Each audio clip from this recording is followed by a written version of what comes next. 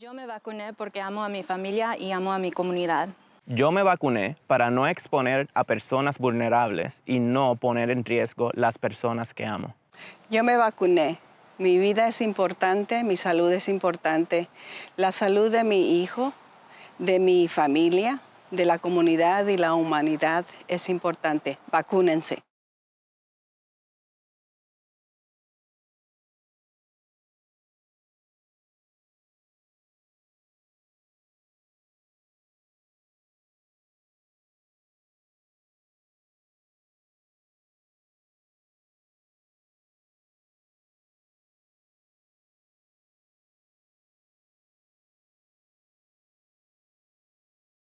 When I got vaccinated for a different reason than I'm telling you to get vaccinated for. I got vaccinated in December because I was terrified I would get sick and I would get my father or my wife or one of my patients sick. In May, I'm telling you, vaccinate so we can get back to normal life. We all want to get to barbecues and parties and to travel. If we go back to regular life without vaccines, we're guaranteed to get COVID. These vaccines are amazingly safe. COVID is not. So get vaccinated so we can start the best summer ever.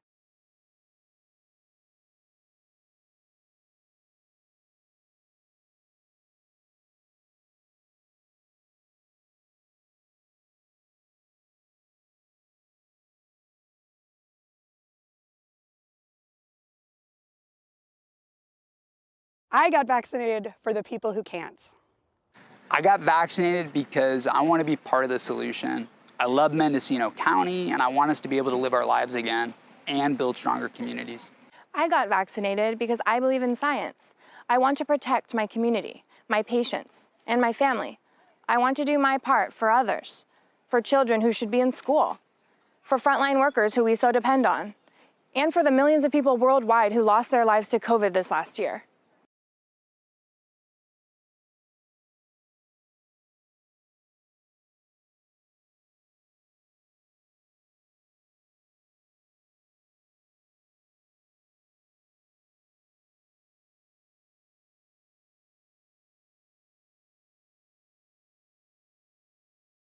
I got vaccinated because my children can't get vaccinated. Because I love my family and I love my community. To see my mom. It was her birthday coming up, and so I just wanted to be safe and protect her. To take care of my health and the health of those that I love. I felt it was the right thing to do.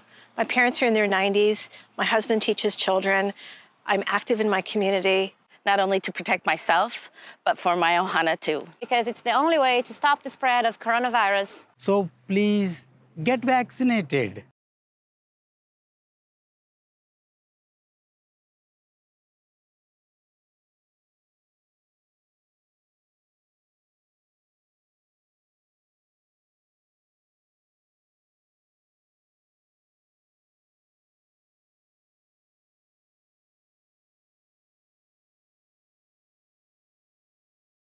Los latinos componemos el 25% de los habitantes del condado.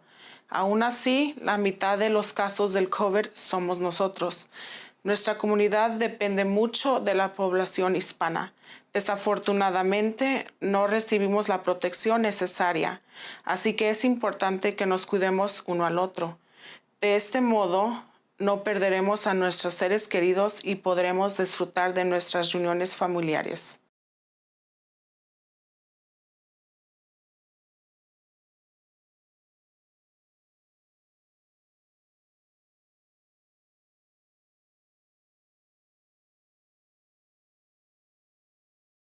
We are our ancestors' children, and we carry their intergenerational traumas attached to trusting the government and vaccinations. I can say I lived through a pandemic by choosing to get vaccinated. I chose to get vaccinated because I had to be a good leader and example for my people. I also got vaccinated to protect my daughter, who has a compromised immune system. I urge you to get vaccinated to become a protector of our elders and Native community.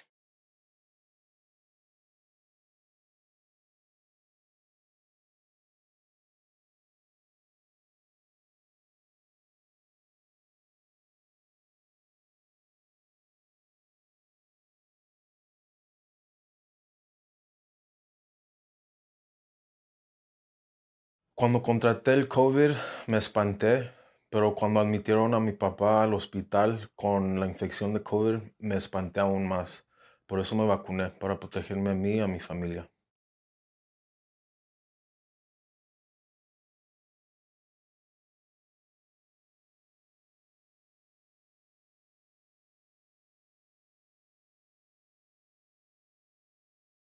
We are so lucky to live in Mendocino County.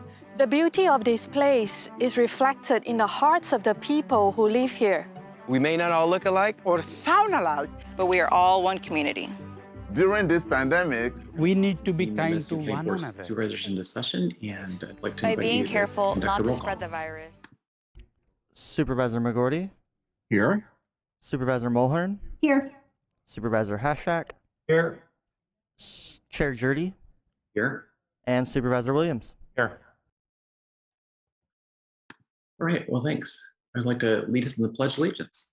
I pledge allegiance to the flag of the United States of America and to the republic for which it stands, one nation, under God, indivisible, with liberty and justice for all.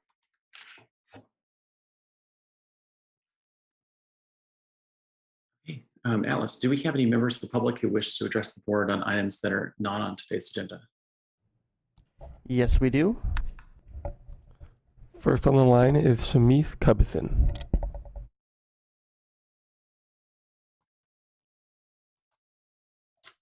Good morning. Can you hear me? Yes, we can. Great. Thank you.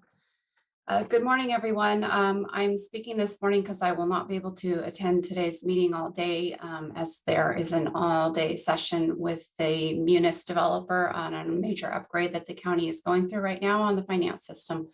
So I'd like to read a letter that I sent to the board and clerk of the board at the last board meeting regarding the directives. I didn't see it posted on the agenda as comment for the last meeting, so I'd like to read that now. It's September 14th, dear board members, I'd like to respond to the update provided by the CEO's Office of Directive 21-82 in today's CEO report. Auditor Controller Lloyd Weir and I met with Assistant CEO Darcy Antle September 1st, at which time I indicated that I did not need entry-level accounting or fiscal assistance. I explained that what we needed was staff with general ledger and fund accounting experience or something comparable to her principal analyst, as that's the level of work currently needing to take place over the next several months in the auditor's office. Our office has been trying to fill a vacancy in the auditor's office since January for an auditor, and the applicant pool has not yielded many applicants with governmental fund accounting or general ledger experience. We have already made temporary adjustments to cover as much of that vacancy as possible. The experience needed for such important tasks as working with the audit firm conducting the county's annual audit, the preparation of the annual financial report, the cost allocation plan, and the annual county's financial transactions report, and GASB implementations require a higher level of education and experience. The auditor controller is a full-time working position and not a figurehead. The auditor's office staff have been working extra hard and some with substantial extended hours just to keep up with the current workload. We are all covering tasks due to the vacancy, as well as the added burden of 2 years of working on the Aumentum property tax conversion and the impacts to processes and workloads from the pandemic, all of which are in addition to the full-time workload of all auditor's office staff. Not making the appointment has resulted in leaving another full-time high-level accounting position unfilled with no ability to hire qualified full-time regular employee to perform some of the work. Therefore, the request I made to Assistant CEO Antle was for ongoing principal analyst level assistance and assistance expediting the hiring of extra help if skilled candidates can be found, and with position reclassifications that will be coming forward, with support to hire outside financial contractors as necessary. I did name a specific member of the CEO fiscal team that we felt would have the necessary experience to be of assistance. However, it seems that individual is not likely to be made available to work for our office. I sincerely hope that the CEO and the board will support any further requests for necessary staffing or contract services in order for our office to meet the multitude of deadlines and the financial requirements we have. Thank you for the opportunity to provide the update to Directive 21-82 on the progress and updates. Sincerely, Shamise Cubison, Acting Auditor Controller. Thank you very much. Supervisor McGorty? So it seems like we might want to consider having some part-time help, and I look at the firm that Josh Metz comes from, Regional Government Services, as being a possible source. They have a very capable financial assistance service, and might be something for Mendocino County to consider. Right, thank you. Supervisor Williams.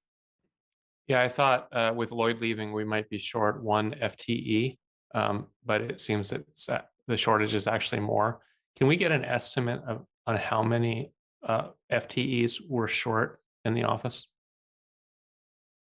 And I understand there's qualifications, and it may take two, versus Lloyd. He had a lot of experience, but best estimate on today's market, if we were to hire, how many do we need to keep the office moving at a reasonable pace? This is Sharice Covison, acting auditor controller. We are down 2 FTEs right now. If we had 2 FTEs, we would probably meet the demand. However, as I mentioned, we are working through the augmented property tax conversion, and we have a major finance system upgrade right now. We are hoping to go live with that by February, but there's a considerable amount of work to that process. Great, thank you. Do we have any other comments on non-agenda items? No, we do not. Okay, great. That takes us to item 4A, which is discussion and possible action, including receiving a report on water hauling response, provide input regarding the water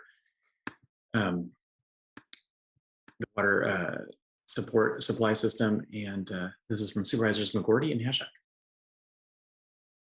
So I think we can turn this right over to our incident commander, Howard Dashiell, in the interest of time, unless, John, unless you have something to add.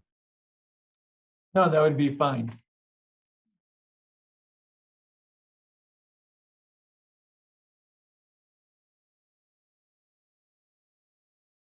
Okay, I just got logged in. Good morning, Mr. Chair, members of the board. Howard Dashiell, your Director of Transportation. Can you hear me? Yes. Good. So the report is fairly simple. It is very similar to, what I put in the CEO's report on September 14th. Our hope was that we could get a trucking capacity between 45,000 to 49,000 gallons a day to meet the at least what had been the demand from the unincorporated area on the city of Fort Bragg. And I believe we've added enough contracts. These are, of course, the limited bid emergency contracts with 3 haulers to achieve that capacity. We started rather slow a little over 3 weeks ago. And, we probably only hauled a total of 200,000 gallons to Fort Bragg in that 3-week time. But I believe at this juncture, with the additional trucking companies and trucks, we could haul 200,000 gallons a week if we needed to, if we asked them all to haul hard. So I believe we've got the capacity to meet the demand. And with that, I'll just take questions.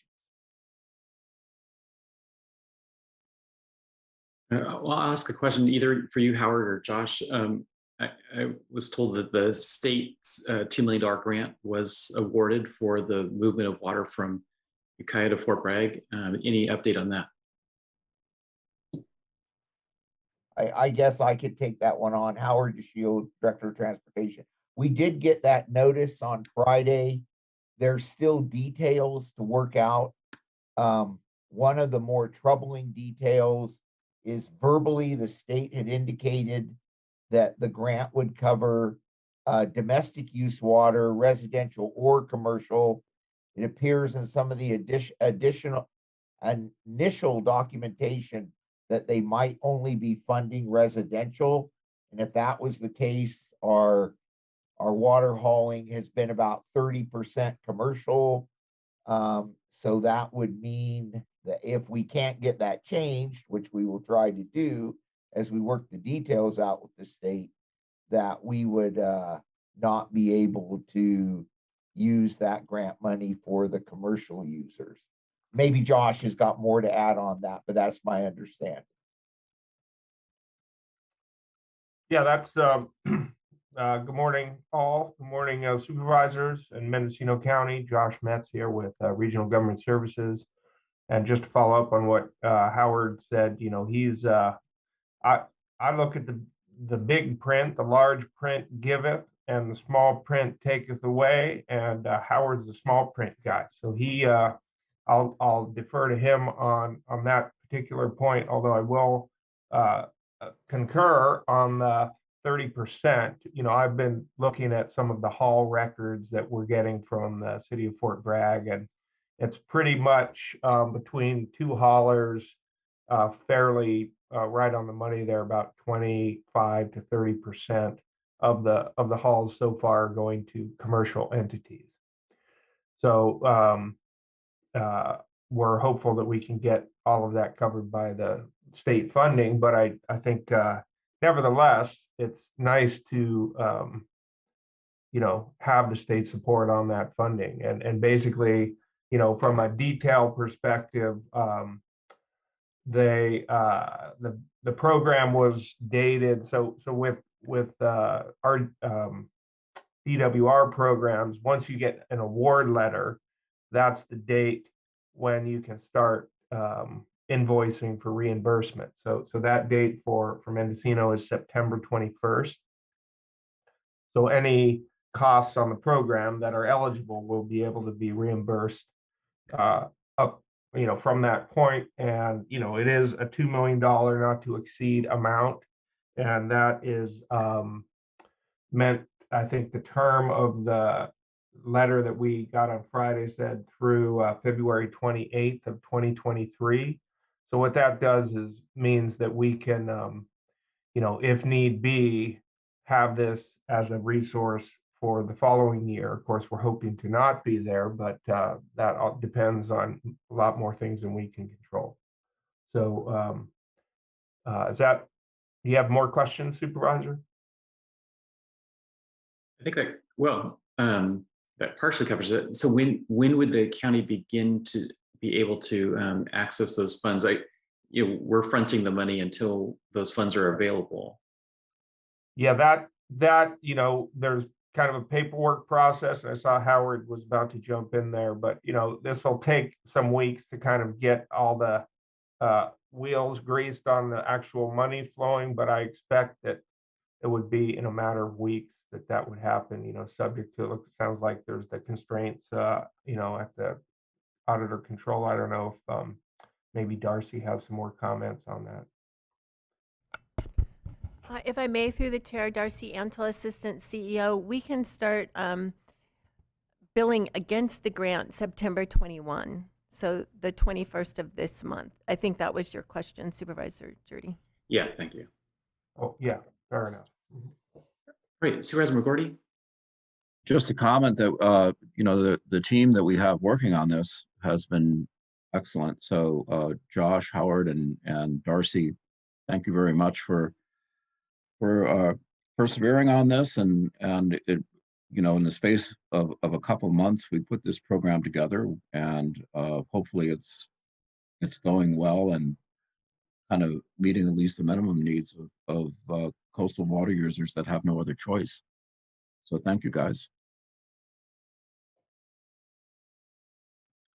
Yeah, Josh.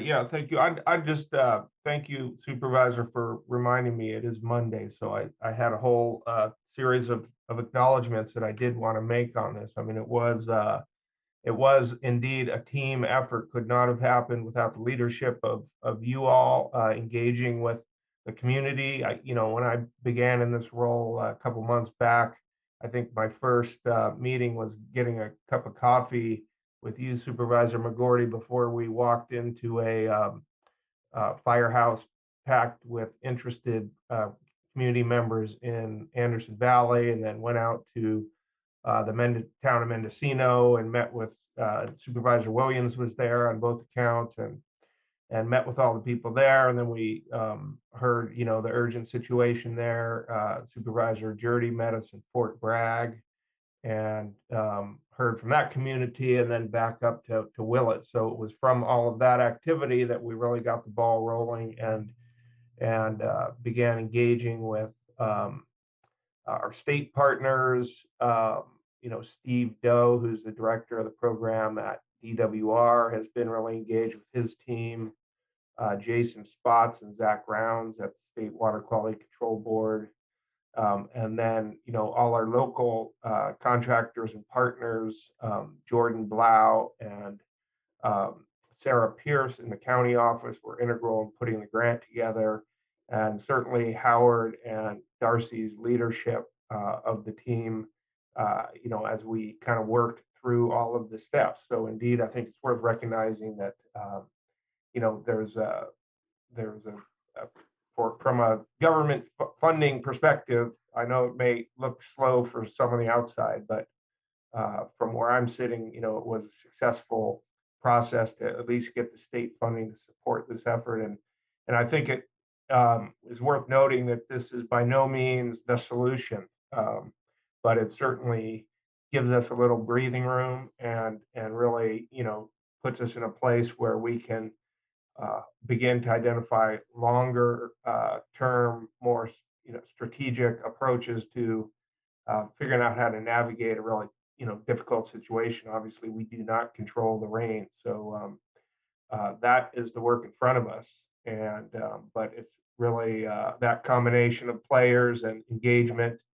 Also, I would acknowledge Senator McGuire's office and Assemblymember Wood's office were both engaged, and even Senator Feinstein's office. So, I mean, all levels of government here working to make this thing happen. So, in today's climate, it's worth acknowledging when government does work.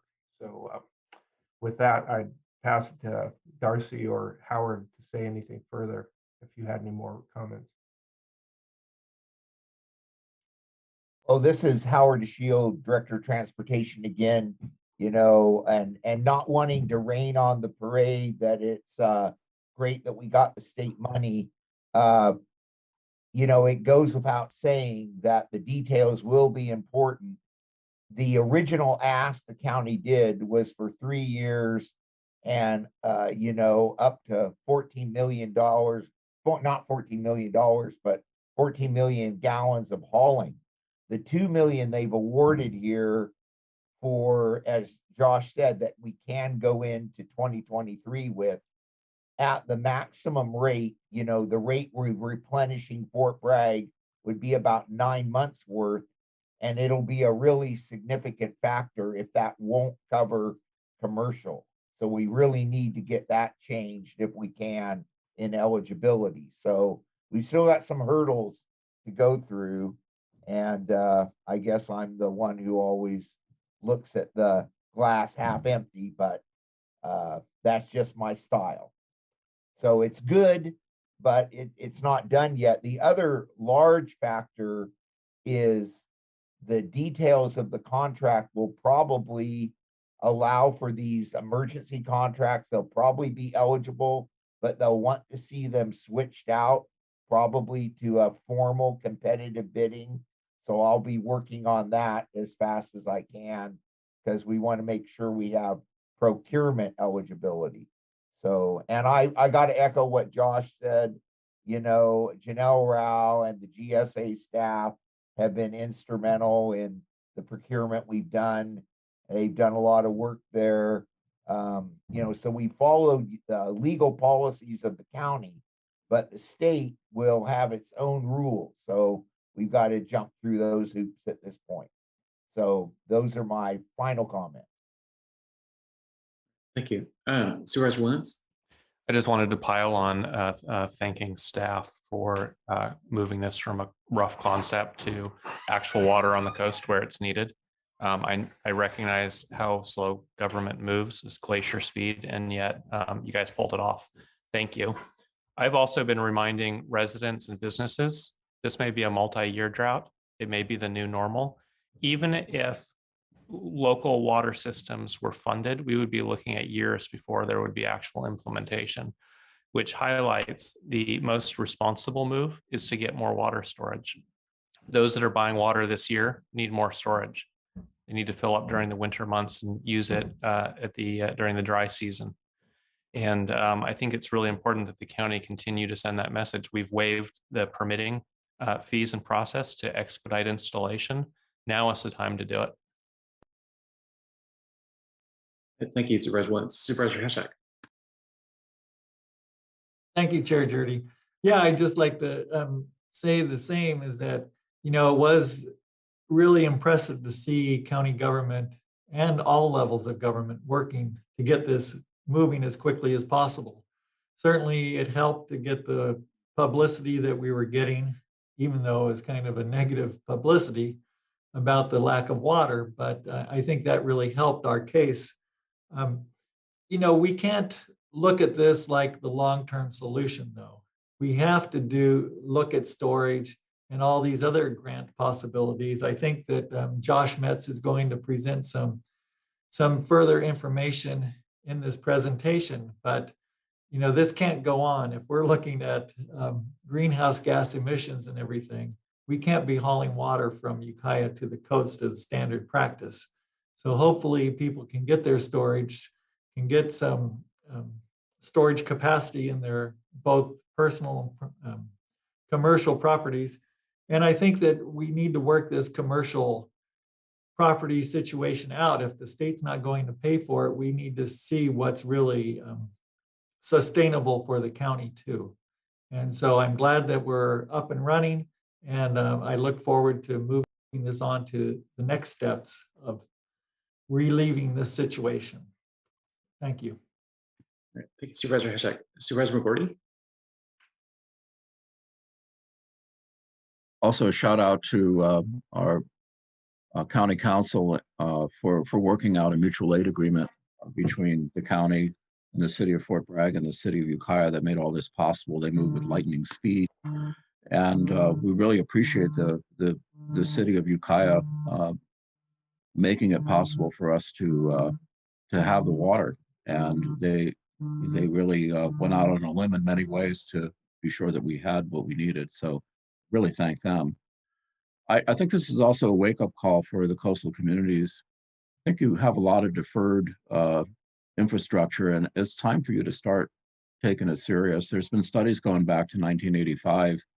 It's one of the things that we learned when we had that initial meeting with Josh and the Mendocino County or the Mendocino City Community Services District, that there's a lot of studies that have been done about where water is on the coast, and it seems like there's a lot of reluctance to do anything. Well, this is a total wake-up call. You can't get by anymore without any sort of a centralized system to either store or procure water locally, and it's really time to do something. There are options, and I think there's been a general concern that if water was developed, that there'd be more development. So I think there's ways to address that, but you've got to come up with a system, whether it's total tertiary recycling of the water you have or developing new water sources. Something has to be done locally, because as we've said, this is a kind of a one-offer, and the state's indicated that they're not going to provide the cost of hauling water from Ukiah to Fort Bragg indefinitely. So this is really gives you some time, but there has to be a community will to improve what you're doing. Hey, Supervisor McGordy, thank you. Do we have any members of the public who wish to address this item? We did have one member of the public sign up, however, he is not on the line. Okay. Looking back to the ad hoc, is there any particular action you're looking for from the board? Chair Jurdy, if I may, Josh Metz here. I have a few, I actually have a little slide deck, my usual slideshow, and I'd like to put that up if I could, to cover the additional topics that we have for this item. So okay, the great. big news was this grant award, and then I'll cover a few other things. Yeah, and I think the topics follow well from the conversation points that you all were bringing up here, especially Supervisor McGordy just now, and looking to longer term solutions becomes kind of our next set of activities. So this is talking about the drought funding. Now, you all may be familiar with the topic, this drought project list. So back in April, the county began curating, collating projects from around the county that could be submitted, knowing that there was going to be, after the emergency declaration, the expectation of some emergency relief funding. So we've compiled about 40. There were 36 projects that we had reviewed by DWR and the State Water Quality Control Board, and 31 came back, as potentially eligible under different programs, both the small community drought relief program, which is a $200 million allocation for small communities. That is the source of this water hauling support. A number of the projects on the list came back as likely eligible for funding. And then there's a new program they're rolling out, which is urban, it's called Urban and Multi-Benefit Drought Relief. And so those each have, I think there's 100 million in the urban and 200 million in the multi-benefit. And so we're looking at those, the sort of public comment draft of that program is out now. So some of the programs that were reviewed were indicated as fundable, likely under those programs. So we've shared those back with the partners that we have, the local agencies, tribes, and nonprofits who submitted those projects. And then, the next step becomes, what is the county going to be able to support in terms of staff and contract time to facilitate actually submitting grant proposals under these programs. And so that's sort of that is the kind of policy discussion item for today. And these are some of the ways that we've identified as possible for the county to have a role. There's one, I think, idea that it would be, and this may be a future situation where the county has a functioning, staffed funded water agency and engineers and grant writers and other staff who could work directly with local agencies to further programs like this. But in the interim, we're working with a small team and a variety of contractors, including myself. And so within those constraints, we've identified a few possible options. And I think, the top two are probably the easy nods for today, and the bottom two may take a little further refinement. These are items that have been the subject of some discussion in our ad hoc, and so the committee members wanted to have them up here for your consideration. So the first is providing letters of support for local agency projects. There are at least two that within the inland part of the county that I'm aware of right now that would benefit from representation that the county is aware and engaged, aware of the project and engaged in understanding what they would be and supporting them in terms of getting funded. So these would be on a case-by-case basis. We would bring those forward, and the most efficient way would be to empower a member of your staff, whether it's Howard or Carmel or one of the executive team to be able to sign these if needed, or that do that in some kind of if there's a time constraint. Otherwise, we could just bring them directly to the board individually. And then the next is this grant writing, education, and facilitation. So we have discussed this in the ad hoc, and the idea is that There are an abundance of projects. I think there are some that are going to be more demanding in terms of scoping than others, and there are some agencies that have some capacity and others that do not. So we basically have been, talking about perhaps a sort of a workshop approach where we can convene the county's resources, myself and folks from Lakeville and some of our county finance team, some of our folks from the RCD and other partner agencies, and offer sort of a individual kind of just project evaluation and assistance in connecting with the right application materials and developing the content, advising on how that content could be developed. And then from those initial group workshops and some of the priorities that may fall out, there may be on a case-by-case basis, make sense for the county team to engage directly in a few key efforts.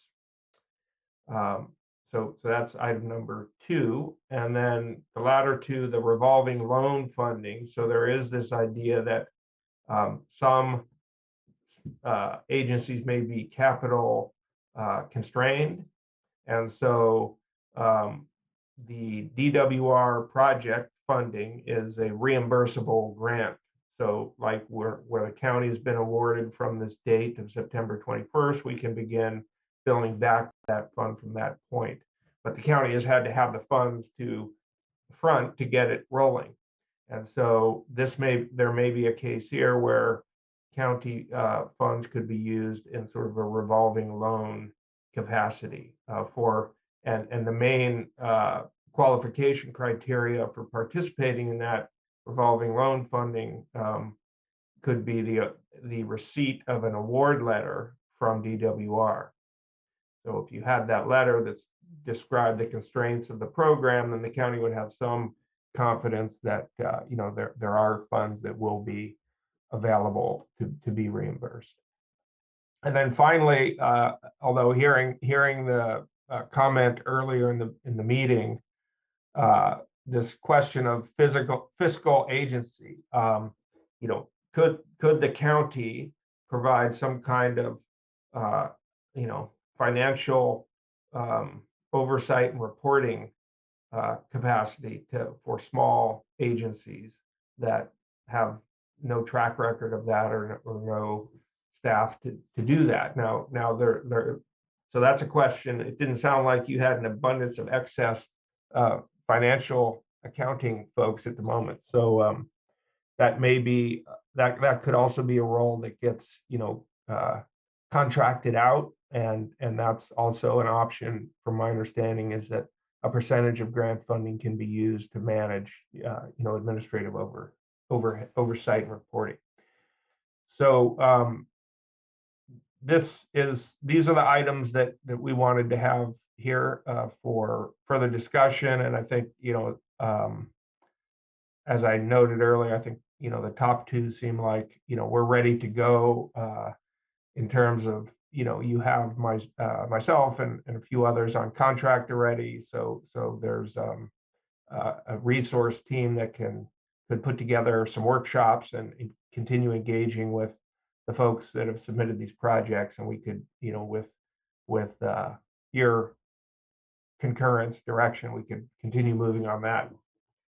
And if the letters of support were something that you all could see doing, then those would be obvious yeses, and then we could potentially do further discussion of the revolving loan funding, particularly with the source and the mechanism. We'd have to kind of work I think there's some items that have to be worked out with the county council on that, and so maybe we could bring those back at a later meeting. Hey, thanks, Josh. Supervisor Hashak. Thank you, Chair Jurdy. I'm part of the ad hoc, and I totally support the first two. I think that those we need to do what we can to help all of these entities who are applying for grants. If it's training them how to do it, If it's teaching them how to fish, then let's do it. And with the revolving loan fund, I think that that's something we need to put into place too, where we can, once they get the award letter, then we can get that project moving, because we don't have time to waste before the next year. So I'm in agreement certainly with the top three, and with the fiscal agency, you know, if we can recoup with them through the grant, the administrative costs for doing that, I'm in agreement with that too. Great, thank you. Supervisor McGordy? Yeah, this is kind of the beginning of putting together our own internal capacity for dealing with water projects, because we've got some other sizable ones to consider, including the Potter Valley project and how we're going to get long-term security for water in the Russian River corridor, which I think is really important, as well as numerous other smaller capacity projects that are going to be necessary as we kind of switch our thinking about water storage and the idea that we don't get enough water some years from the annual rainfall, so we have to have something to fall back on. It's something that these are good first steps, and I encourage the board to support these. All right, thank you. See hand raised in the clerk's board. Thank you, Mr. Chair. Christian Curtis, County Council. I do just want to flag, I don't really have much more information than what has been said about this idea of a revolving loan fund, but there would be some significant legal issues that we would have to work through. I don't want to give the impression right now that it's necessarily possible. There's generally a prohibition on public entities entering into any form of indebtedness in California. And there's limitations on the ability of a government entity to loan resources out. So if we're talking about a loan from one public entity to another, the way that is sort of worked around in the private sector involves transactions in which you generally have a sale and a leaseback of real property, or a prolonged lease agreement with an ultimate right to purchase on some sort of other asset, whether that's a vehicle, something else. So the structure of something like that, if it's possible to do, would probably involve us taking some sort of property interest in the infrastructure of the public agency. So I want to flag for the board, there's a pretty significant amount of work that would need to be done on that. The costs of that you might need to get a little bit more of the specifics, but the cost of the work might potentially end up being disproportionate to the benefit if we're talking about just a temporary advance of funds. But I want to flag that there's a lot that we'd have to take a look at before we would even know if that's possible. Okay, thank you, County Council. Supervisor Williams. Do we have any feedback from the community service districts, water districts, small water companies on whether this is the assistance that will get them to the end goal of increased infrastructure? I support this list, but I want to make sure that our partners are also content that it's enough. Yeah, I can give you some feedback there, Supervisor. So, is it enough? I would say that as much as could be provided would probably be welcome, but this, I would say, is sufficient to keep the ball moving. Speaking, let's say, with the community services district out in Mendocino, there's not a real track record of securing grants for water projects, so there is some learning there, but I know that Ryan is actively engaged and has been exploring contract opportunities with engineering companies and things like that to help. So there's I think by moving ahead with this, we've the county has really brought a spotlight on the issues, has identified some specific projects that are contemplated by local agencies, and we have built a network of partners that we're communicating quite regularly now.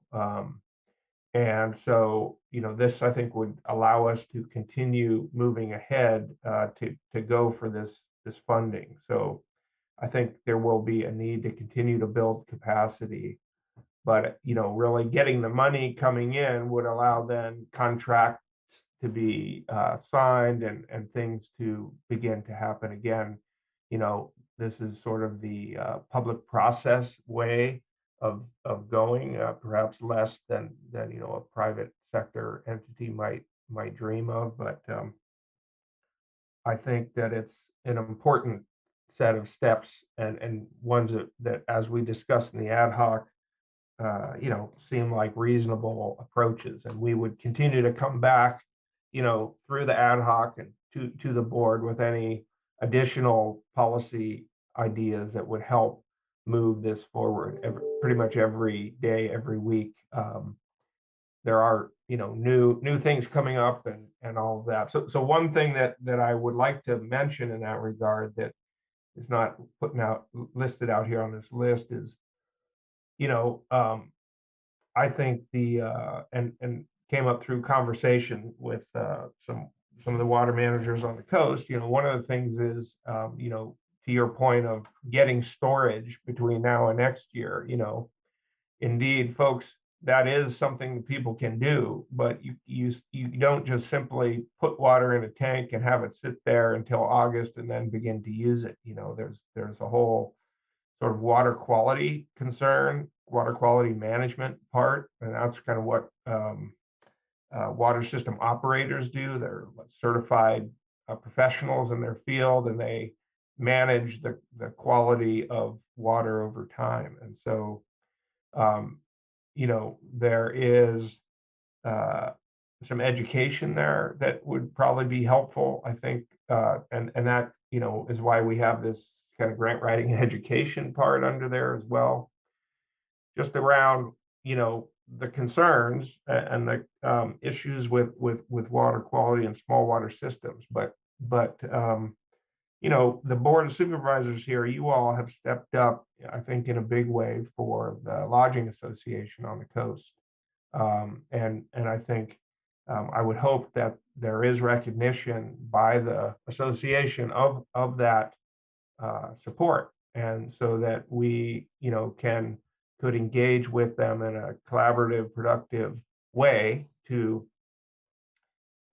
explore ways that the businesses there can begin to expand their storage capacity, potentially increase even their local water treatment capacity, on site. So then you could store water for a longer period of time. You would increase your diversity of sources, things like that. And those systems, water treatment systems, do represent investments. But from some of the numbers that we heard, even in our some of our ad hoc meetings from the public, one member operator of an inn on the coast talked about spending $200,000 on water hauling.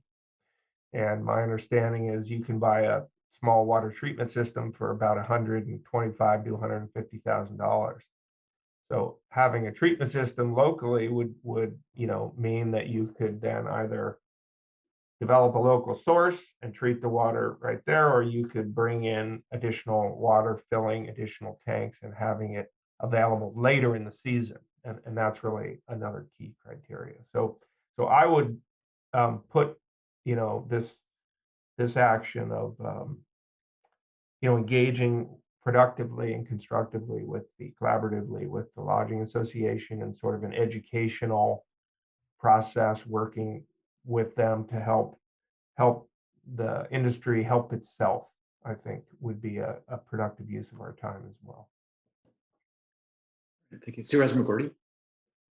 I wanted to engage Councilor Curtis just for a second on the revolving loan funding. So there's, I know the University of California, when I was getting grants from them, they would allow us to spend money on the grant because they had a way of financial conveyance where the grant had been given, but for our startup costs, we could actually begin to spend money, and they had a way of sort of recapturing the funds.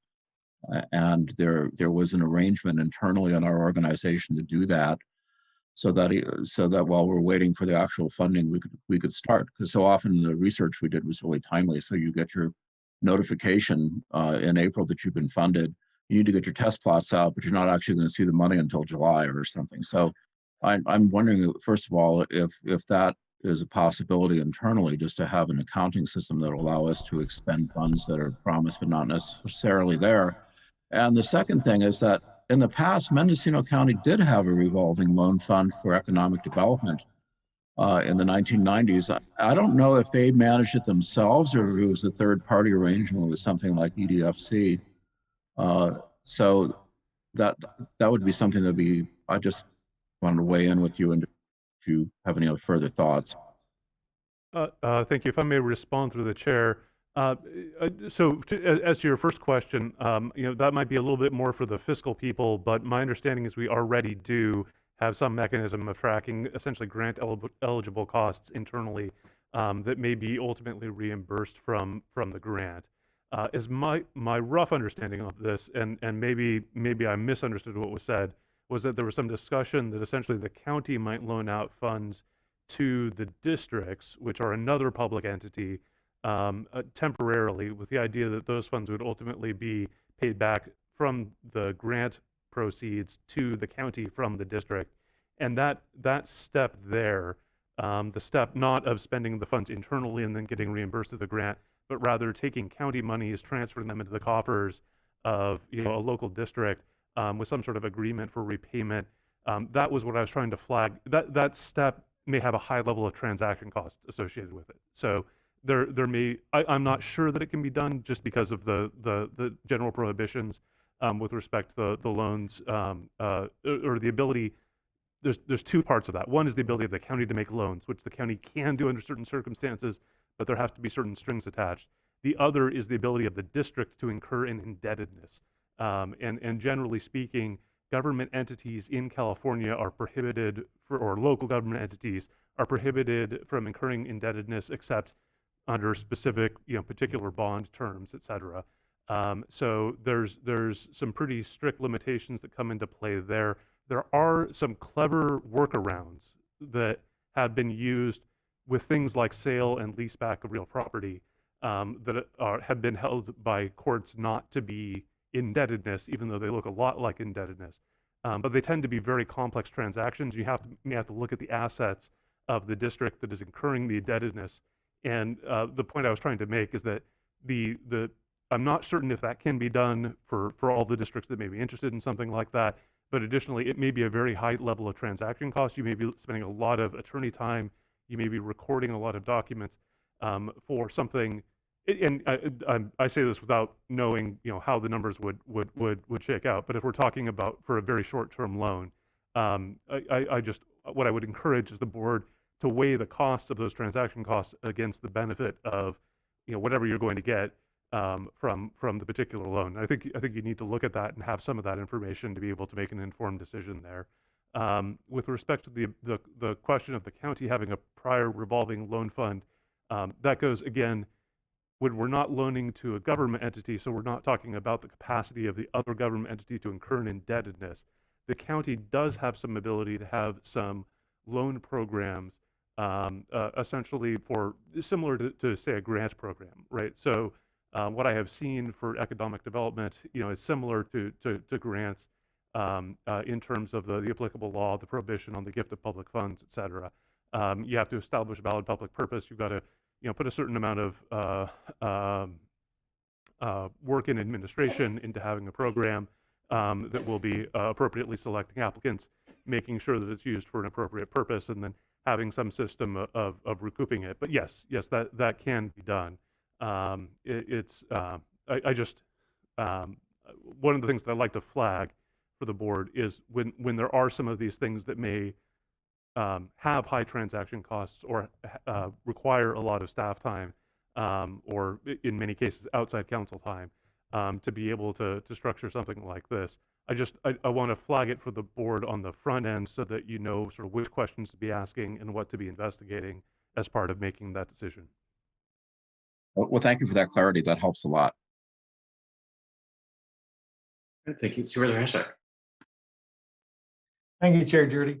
So I'm going to move these 4 recommendations, and with the consideration that the ad hoc will continue working with County Council about the revolving loan fund and how to best implement it and look into the viability of a fiscal agency.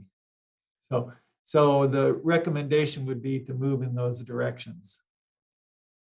I'll second that.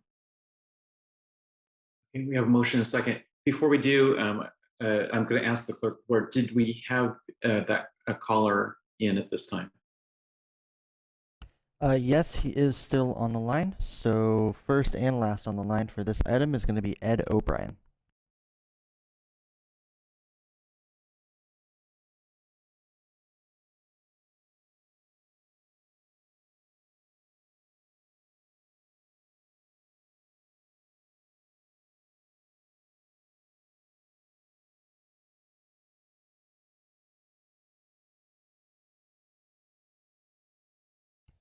Mr. O'Brien, you'll want to unmute your mic.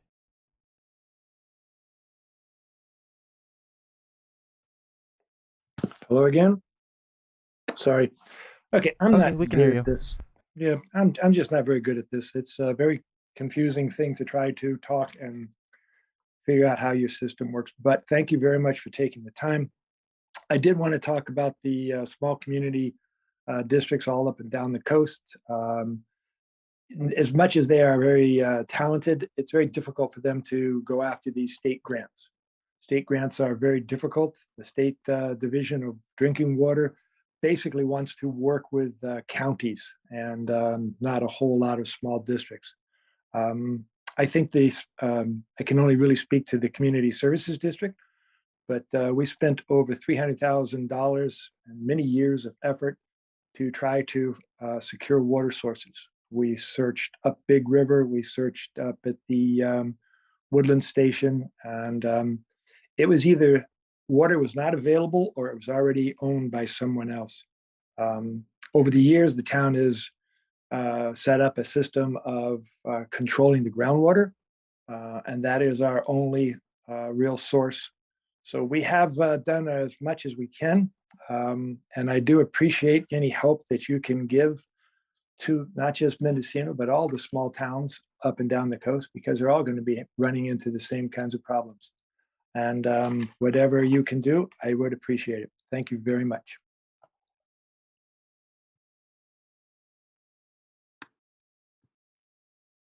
Thank you. Supervisor Williams. Yeah, I support the motion, and I wonder if we could get regular updates. It doesn't have to be at a board meeting, but can we figure out what the milestones are and track progress, just so the board can keep apprised of whether we're moving forward?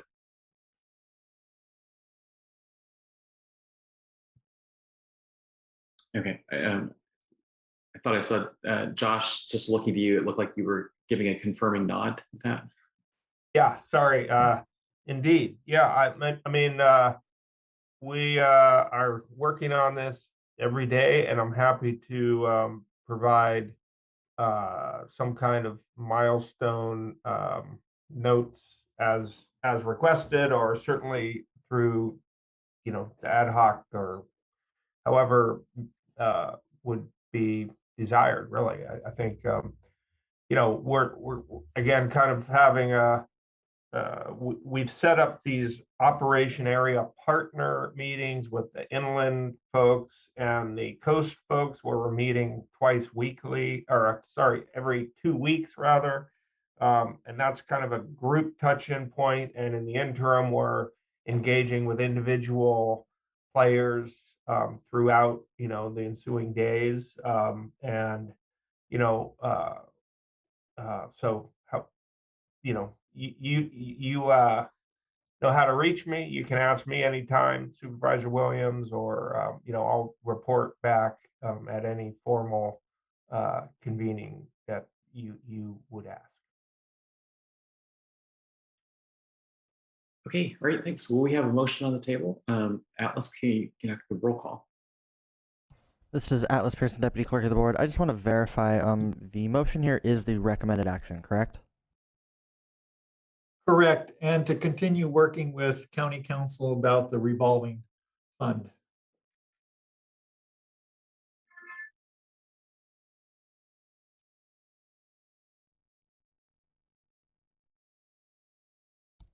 Okay. Supervisor McGordy? Yes. Supervisor Mulhern? Yes. Chair Jurdy? Yes. Supervisor Williams? Yes. And Supervisor Hashak? Yes. The motion carries unanimously. Great, thank you. Well, then that takes us to item 3A, which is discussion possible action, including direction regarding direction of staff regarding defined directives, prioritize directives, and review of existing directives issued by the board. And this is being brought forward by the Executive Office. Thank you, Chair Jurdy. This is CEO Angelo. This item is being brought forward by the Executive Office, but also including Clerk of the Board, which is the reason you have 4 names. As your CEO, I am responsible for these directives. I have our analyst, Nadia Tipton, who works in the Executive Office, who is responsible for reviewing and assuring that the directives land up on the directives list, and that also we follow up with the departments that are assigned the directive. Additionally, the Clerk of the Board is responsible for the directives as well, and that, of course, is Lindsay Doherty and Atlas Pearson. So what I'd like to do is we have the directives, we have the list of directives, we have those that have been completed, and then we have those directives that are currently in process. So I'd like to discuss this. We can go through the directives if the board chooses. I think what's really important and where we have run into problems with the directives is, one, what is a directive and what is not a directive, and then, of course, prioritizing those directives. And so an example is how we look at the directives is by consensus of the board.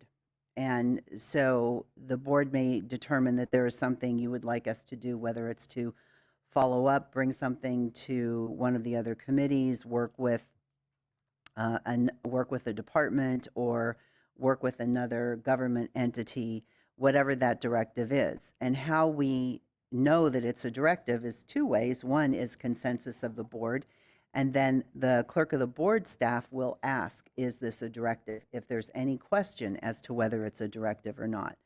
The challenge is that there are 5 supervisors, and there are times when 1 or 2 supervisors may think that there was a directive taken and we have not taken it as a directive. So when I talk about defining the directive, it's really to be certain that we are following the process that the board would like. And what we see as a directive is 1, consensus. If 1 supervisor says they want something done, we do not take that as a directive. So it either is consensus or 3 of you, if there's a dialogue and the 5 of you don't agree, that's how we do a directive. So 1, there has to be the majority, there has to be consensus, then we would take that as a directive, that would be the direction of the board. And then we will ask if we're unclear whether it is a directive. And then from there, the Clerk of the Board, and it's usually Atlas at this point in time, Atlas will record the directive. He will write it out and he will send it there to staff. So there's at least Atlas, Lindsay, myself, Darcy. There's 3 or 4 of us that will review the directive to assure that we have the language correctly. If we don't think we have the language correctly, then we will bring it to the chair. This is extremely important because we have had times where we have had board members think that there was a directive and there was not a directive. So that's why we go through this process to assure that, one, we actually have direction from the board, and two, that the language, one or two words in a directive can change the whole directive. So Atlas, I have to say, the clerk of the board staff is very good at attempting to record exactly what the board is directing, and then we will review it for clarity as well. So that's the definition of a directive. That's our process with a directive, and then prioritizing the directive. This is where I would say that we fall down because sometimes it's difficult in a meeting like this when something comes up. You want to give a directive, we take it as a directive, but it's difficult to prioritize that. If you gave a directive that we needed to, that say the Department of Transportation needed to look at a specific road or look at a specific process, and then we said to this board, okay, what is your priority? You could say top of the list, but you really don't have it in front of you what the Department of Transportation is working on. So when you talk about prioritizing directives, there may need to be a little more information as far as what are the federal mandates for that department, what are the state mandates for that department, what is local code, and then also, you know, what are the board priorities for that department? Like the Department of Transportation will come to the board once a year and go over their list of roads as far as what roads are getting some type of work done and what the priority is. The planning department has done the same thing. And so, you know, without those lists in front of you, would you really say that you would prioritize, you know, say Smith Road over some 3-mile road that DOT would be working on? So I share this with you because these are the challenges that certainly we have had with the directives. That it's a little bit more than just being in a board meeting and determining that there's something that needs done. Because when we take a directive from this board and then we go back to the department, sometimes we learn a lot about why that department puts that directive at the bottom of the list. So I think that, you know, really to move forward with the directive process, it's really important that we get this direction from the board as far as are we defining the directives accurately? Is there something more you would like to do? Prioritizing those directives, what our process is, and then reviewing the existing directives. I would also like to say within the agenda summary, when we talk about previous board action, on February 26th of 2019, so over 2 years ago, the board referred the review of the directives to general government, and then on September 23rd, which we can say about approximately 2 years ago, the General Government Committee reviewed the directives. So I would like to ask this board that we look at least once a year that the directives go to the General Government Committee and that there is a review.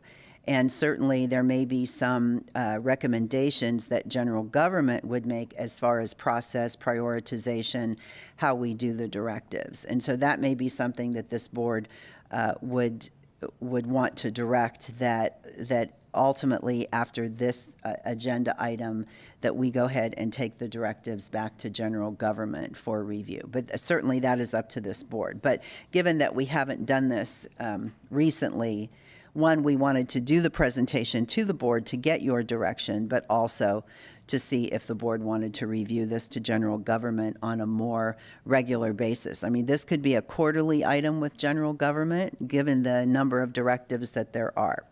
So with that, those are my comments, and certainly why we're concerned that we want to be certain that we're following board direction with the directives. You have 3 lists of directives. I believe you have 3 lists of directives that are attached to this agenda item. One is the directives in process, and these are 2017 through 2021. And then you also have the completed list of directives, which is 2017 to 2021. and then a completed list of directives from 2017 to 2019. We have changed our format, which is why you have the two lists of directives that were completed from the 2-year period and then now up to 2021. I would also like to say, before I turn this over to Nadia Tipton, who has done a fantastic job in attempting to take what the clerk of the board staff and what happens in our board meetings and reviewing them, synthesizing them, and working with the departments. I would also like to say that since 2017, we know that we have had multiple events happen, whether they've been fires, whether they've been the drought that we're working on, certainly the pandemic over the last couple years, our public safety power shut off. All those events that happen impact the whole county system. And so when you have an event, that event becomes number one on the list. So even your federal and state mandates may take a back seat to the response and recovery issue regarding an event. Particularly, I think of the 2017 fire, which happened in October 8th to be exact. And so these are events that happen that really turn the organization upside down. And they should, because our number one goal is the health and safety of the public. So under this board's direction, that becomes our priority. So I think since 2017 on, we continue to get multiple directives, and the whole organization does their best to go through those directives, but they may not be prioritized as they would be if there wasn't a fire or some type of response. So I would like to make that comment. So at this point, Chair Jurdy, it's up to this board what you would like to do. Nadia is prepared to go through the directives that are still in process, go through completed directives if you'd like, however this board would like to move forward. But again, it's important to us, in order for us to do our jobs, that we know from this board, are we taking direction appropriately with our definition of directives, our process with directives, prioritizing directives. So that's important to us. So Chair Jurdy, I will turn it over to you at this time. Okay, thank you, CEO Angela. Supervisor Williams. I've come to appreciate that our county may have more obligations than dollars. And I think during the pandemic sheltering, maybe we crossed an inflection point and we haven't quite recognized it yet because of all the stimulus. But when I look at the list of directives, I try to think about what the cost is. There are a lot of good ideas. There are a lot of things we want to do. Can we afford all of them? And if we can't, how do we prioritize? And not to skip ahead to the strategic planning, but I think it would be helpful to, as a group, understand before we go through these directives, are we envisioning generating more revenue, or are we envisioning becoming more efficient, through natural attrition, having a smaller staff, better paid, cranking out more output, or how do we expect to get there? Because I think we just keep piling on ideas, most of which I support, without thinking about whether we can support implementation long term.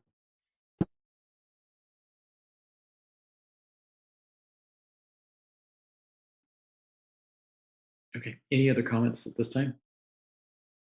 Supervisor McGordy?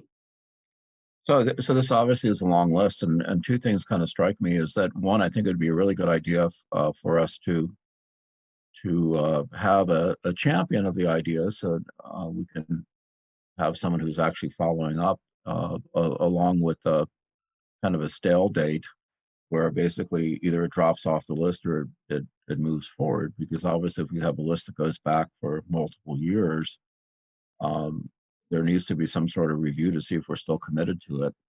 Sometimes it takes a while to sort of clear the deck to get to a project. I fully intend to work on an oak woodland protection ordinance, but realistically, I can't see myself starting on that until probably 2022, the way things are going with all the other workload that we have. So that's an example.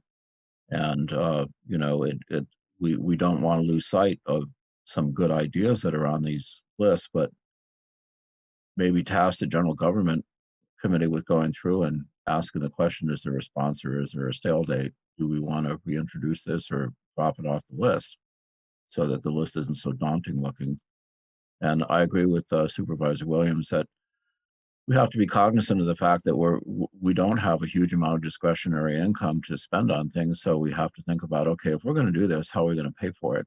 And that's also a very valid issue in terms of prioritizing how we're going to do this. Finally, as far as strategic planning goes, this is ongoing. I think this is something that the strategic plan will help us because we'll identify the things that we're most interested in when the plan is done. And that might be a good way for us to sort it, but this is going to be an ongoing process forever and ever. So it'd be a good idea for us to try to figure out an efficient way of making priorities and a workload that's realistic for the staff that we have. Okay, thank you. Supervisor Hashak. Thank you, Chair Jurdy. When I went through the list of directives that were in process, I saw a lot of them that were already like moot because some of them had to do with like 2218, some had to do with ad hoc committees that had already done their job. And I think that the General Government Committee should be looking at these and seeing what are still theoretically viable. And at that point, we should see, like Supervisor McGorty said, is there a drop dead date or a stale date where they need to be reviewed and maybe brought back to the board for secondary consideration, especially in light of the workloads that people have. I think we also need to cull our list of ad hoc committees too, because I think a lot of those are in that same dilemma of having done their work and yet still on the books, and it just kind of it's not the most efficient or way of dealing with things when you look at a 20 some odd ad hoc committees that we have, and yet only probably 10 of them are still doing something. So I'd like General Government Committee to look at that too. Second.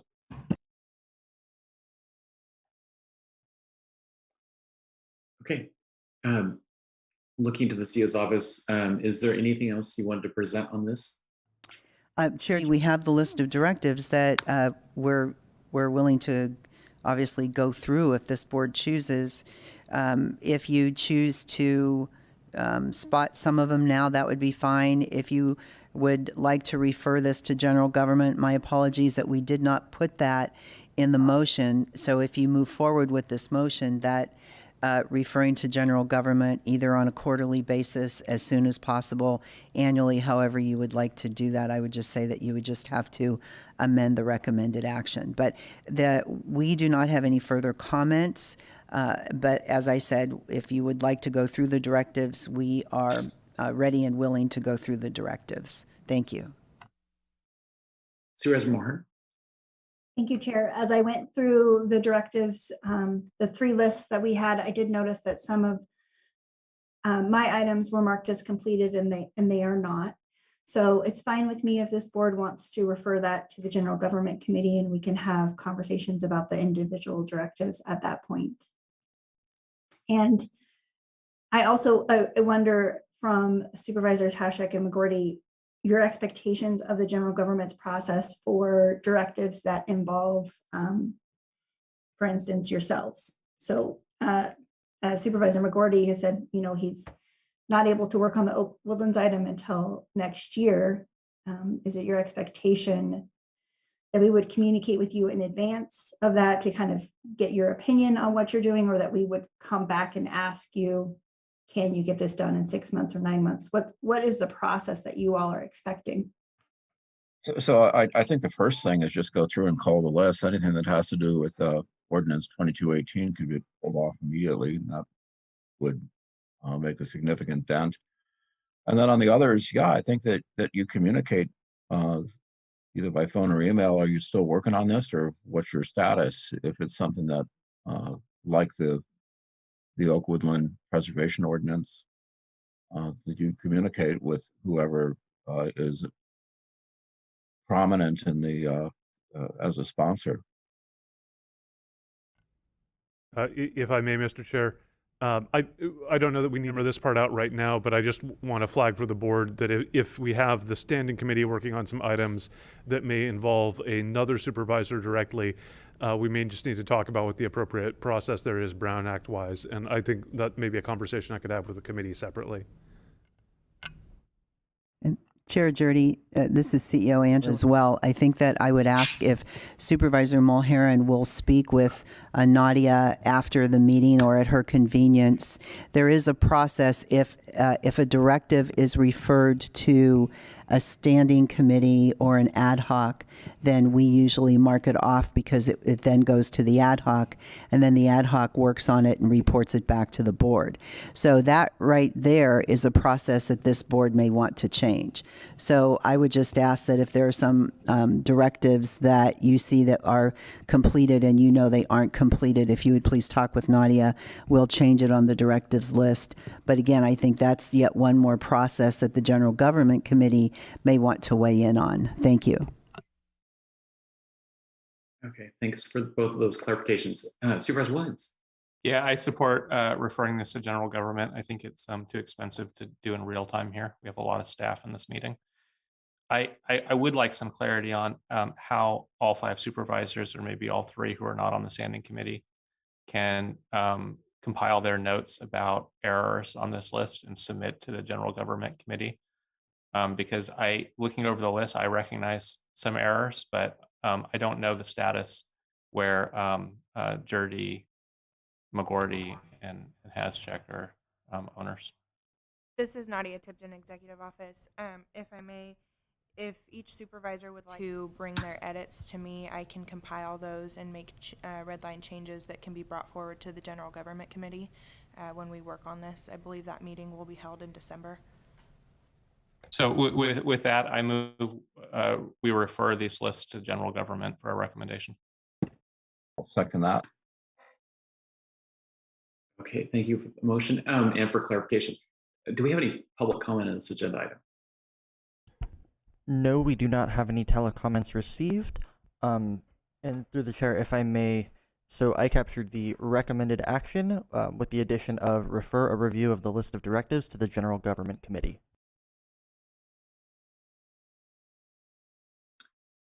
I think so, and we've heard clarification about the process for individual supervisors getting in touch with the CEO's office for individual input.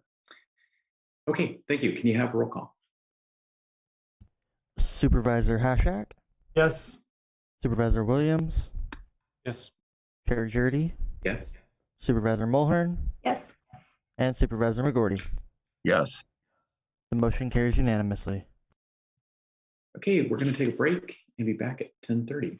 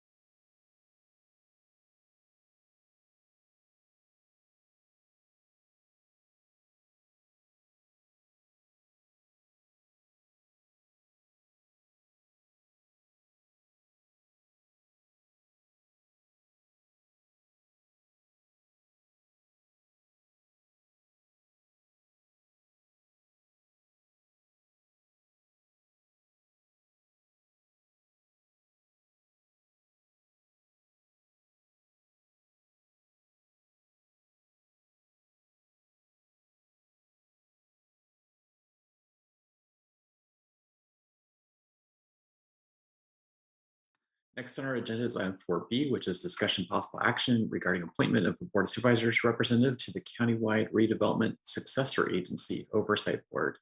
And this item is being brought forward by Supervisor Mulhern. Thank you, Mr. Chair. So as a city council member of the city of Ukiah, was an alternate to the Countywide Oversight Board, and former Supervisor McCowan of the 2nd District was the county's appointee. When he retired in December, there was not an appointment made. I have been attending the meetings, not as a voting member. And we brought this item forward today, hopefully for your approval, so that I may continue to attend the meetings and also be able to vote on any of the items that are brought forward. The Countywide Oversight Board is an agency, I suppose you could say, that was created after redevelopment agencies went away in 2018. And it has members from each city and several other districts that meet on a quarterly basis. Okay. Thank you, Supervisor Mulhern. And I'll just add that this Countywide Successor Agency, as Supervisor Mulhern just said, was created in 2018. And prior to that, there were successor agency boards for each of those redevelopment agencies before it was consolidated into one countywide agency. And I support the appointment of Supervisor Mulhern to the countywide agency for many reasons, but in part because the City of Ukiah's redevelopment agency really was the most expansive and aggressive. And so, for example, in Fort Bragg, when the agencies were shut down in 2011, in Fort Bragg, we chose not to take on new debt at that point, which the City of Ukiah did. And in hindsight, the City of Ukiah Redevelopment Agency, it was a good move by them because they were able to continue with housing projects and other things, other community projects later than the other cities because they incurred more debt at that time. So the City of Ukiah's Redevelopment Agency basically has more projects to wind down from the redevelopment agency than the other cities. So I think it makes perfect sense in many ways for Supervisor Mulhern to be that representative. Supervisor McGordy. Yeah, based on her qualifications, I move to appoint Supervisor Mulhern to be our representative to the Countywide Redevelopment Successor Agency Oversight Board. Second. Okay, Atlas, do we have any public comment on this agenda item? No, we do not. Okay, thanks. Can we have a roll call? Sure thing. Supervisor McGordy. Yes. Supervisor Hashak. Yes. Chair Jurdy. Yes. Supervisor Mulhern. Yes. And Supervisor Williams. Yes. The motion carries unanimously. Great, well, thanks. Good luck, Supervisor Mulhern. Item 4C, which is discussion and possible action regarding recommendations of the Planning and Building Services Staffing Ad Hoc Committee, which is this item is being brought forward by Planning and Building Services Ad Hoc Committee members, Supervisor McGordy and myself. Supervisor McGordy. Well, we've had a very active time of working with Planning and Building Services, and I felt like when we started working with them earlier this year, they were in kind of a difficult situation. They had a lot of leadership issues. They had a lot of mission creep, taking on the cannabis program, and they had staffing issues. So they had procedural issues, and I think they've responded extremely well. They work closely with us and with the board to straighten some of these things out. And I'd kind of like them to tell their story if they're available. I see Nash is on the call, and hopefully so is Julia. And I know that we've talked, so if they're ready to make a presentation, I would defer to them. Okay, great. Looks like Julia and Adrian and Nash. Any one of you want to lead the discussion?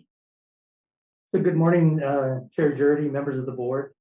So I just kind of want to recap where we started and where we are. So the ad hoc conducted interviews with PBS staff regarding what was working, what was not working in PBS. The ad hoc met with code enforcement regarding proactive enforcement. The ad hoc also examined the leadership structure of planning and building services. So in the last several months, the ad hoc committee has made several recommendations for the consideration of full board regarding planning and building services, which included the separation of the cannabis program from planning and building to a standalone department, increased staffing in the planning division, building division, and code enforcement division. Also, the ad hoc looked at technology enhancements to provide more streamlined services to the public. Also, the reestablishment of long-range planning, and also the enhancement to services offered at the Planning and Building Services Coastal Office. And we're going to go ahead and share our screen and go through the PowerPoint as far as the items that we're talking about here. So what were the findings of the PBS Ad Hoc, where it obviously recognized that there was a change in leadership, and leadership has led to a stabilization within the department. There's been vast improvements of morale amongst the staff. Relationships with other jurisdictions and other county departments have improved over the last 7-8 months. Recruitments have occurred and staff is being hired in all divisions. Technology enhancements are being put in place and staff is currently being recruited and hired. Additionally, we've had a completion of projects over the last 8 months that have included the completion of the airport land use plan for the Ukiah Airport, completion of the general plan safety element, completion of Chapter 22-108, the cannabis ordinance, and another large item, which was the annual general plan housing element reports to the state, which is housing and community development. This has been completed. Now the county is now in full compliance. We've had the initiation of the inland zoning code and the division of land regulations update begin. And as far as code enforcement, this is being staffed up and we are implementing the enhanced code enforcement program. I also wanted to go ahead and talk a little bit about the challenges that PBS is still having to deal with. We're going to create a strategic plan, a 5-year plan for the department. And we're also going to continue to manage the high volume of permits and projects that are coming in. Also, we are looking at retaining high-performing staff. We're going to continue to fill needed positions, continue to train and improve efficiency. And again, when we talk about training staff, we also have to train the staff that we have recently hired or will be hiring, because that is a challenge. Because again, we're dealing with a lot of folks who don't have what I would call the seasoned background. So part of what I'm doing and the assistant director is going to be doing is we're formulating training programs at all levels in the department. We're also going to continue to work on formally reestablishing long-range planning as we increase staffing. Again, the last time the department had long-range planning was in 2011. And so a lot of that has somewhat disappeared. One of the things that we look at is that the department used to be able to do a lot of its own plans in-house and did not have to rely on consultants. My goal is to put us back to where we used to be, where we can do a lot of those planning documents in-house. Again, we're currently recruiting for a chief planner in Fort Bragg. That is going to be a challenge also, but I think we can get there. We're currently working with the executive office regarding space in our Fort Bragg office so that we can actually add the additional staffing in the Fort Bragg office. And then our intention is to bring a department work plan later in the year to the board that is what I would call more realistic than what was previously presented to the board. The work plan will focus on relative projects, state mandates, and also work with actual resources. I think what was previously presented to the board was likely too much than what the actual resources could handle. And I think there was a lot of spinning plates that actually fell and broke. So we want to avoid that and actually bring a realistic work plan to the board. I would say before the end of the calendar year. And we are happy to answer any questions that the board has. And I'll just add, Nash, I really appreciate the work of everyone in the planning and building department. I think they've endured some pretty stressful past several years and have endured nevertheless. And building permits, as you said, have gone up, so there's more permits to handle, and yet there was sort of this period of time where there was chronic shortages in the staffing levels. So I appreciate the fact that as interim director, you've really worked to fill vacant positions that were authorized, but just for whatever reason weren't being filled.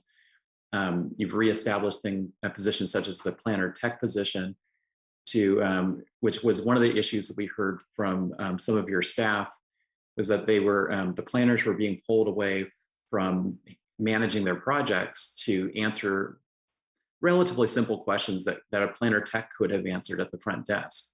And just that one move allowed them to stay focused on their projects, which enabled those projects to move forward a little more quickly for review.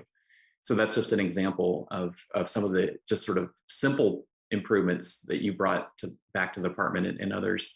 At the time that we created the ad hoc, I think we were aware that there were some issues with the planning department, but until we had conducted those interviews with the employees, I think we weren't fully aware of just how strained the department really was, and the resignations that were sort of in process at that time.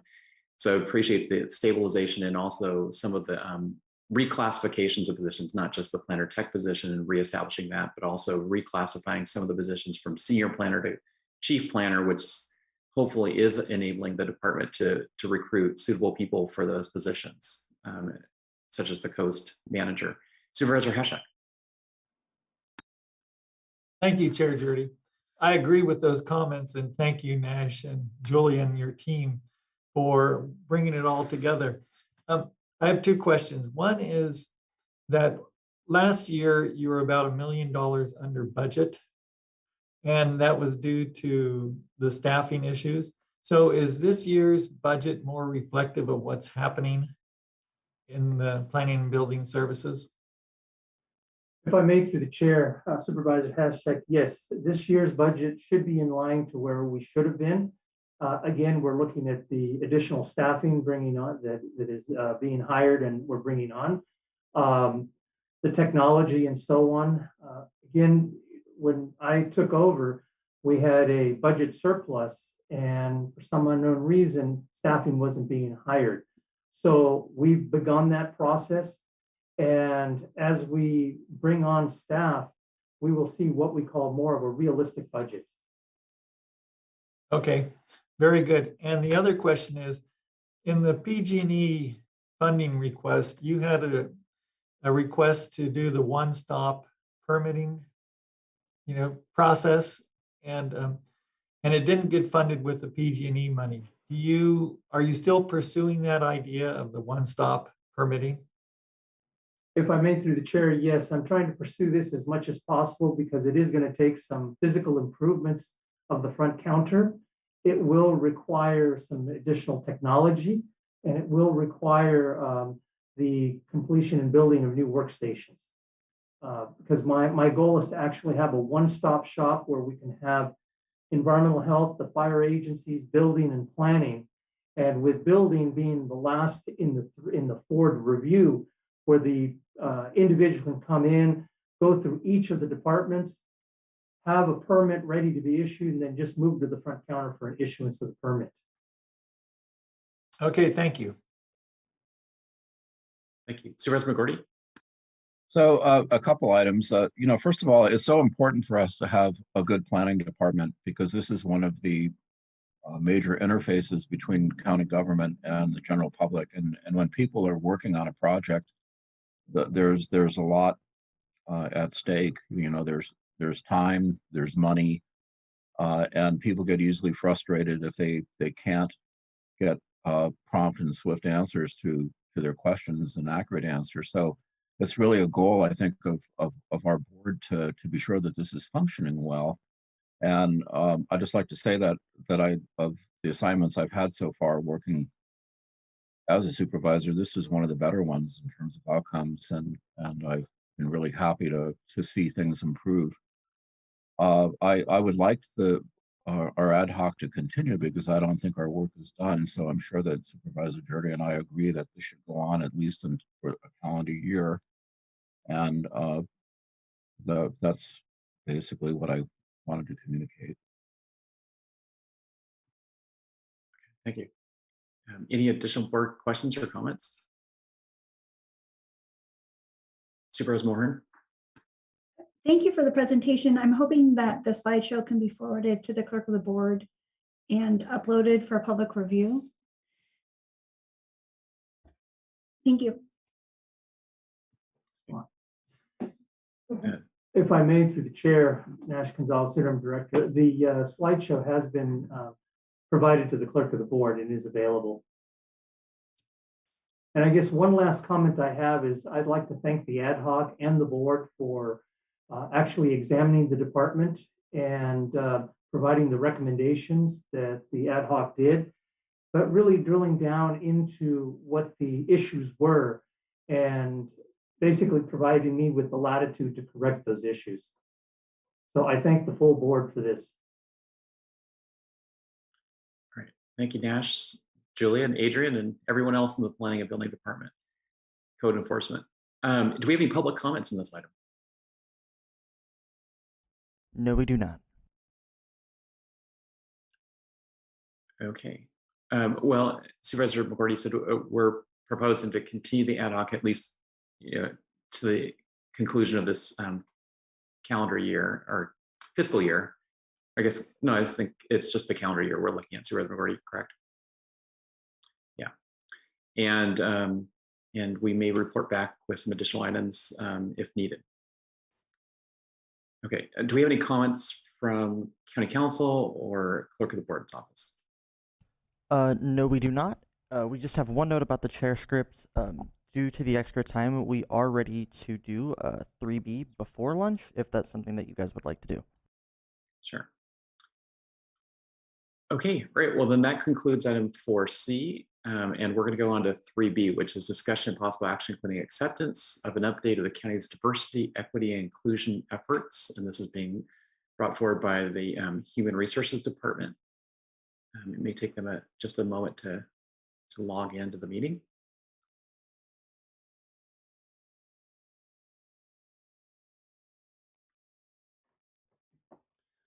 Good morning, Chair Jurdy, members of the board, CEO Angelo, William Schurtz, HR Director.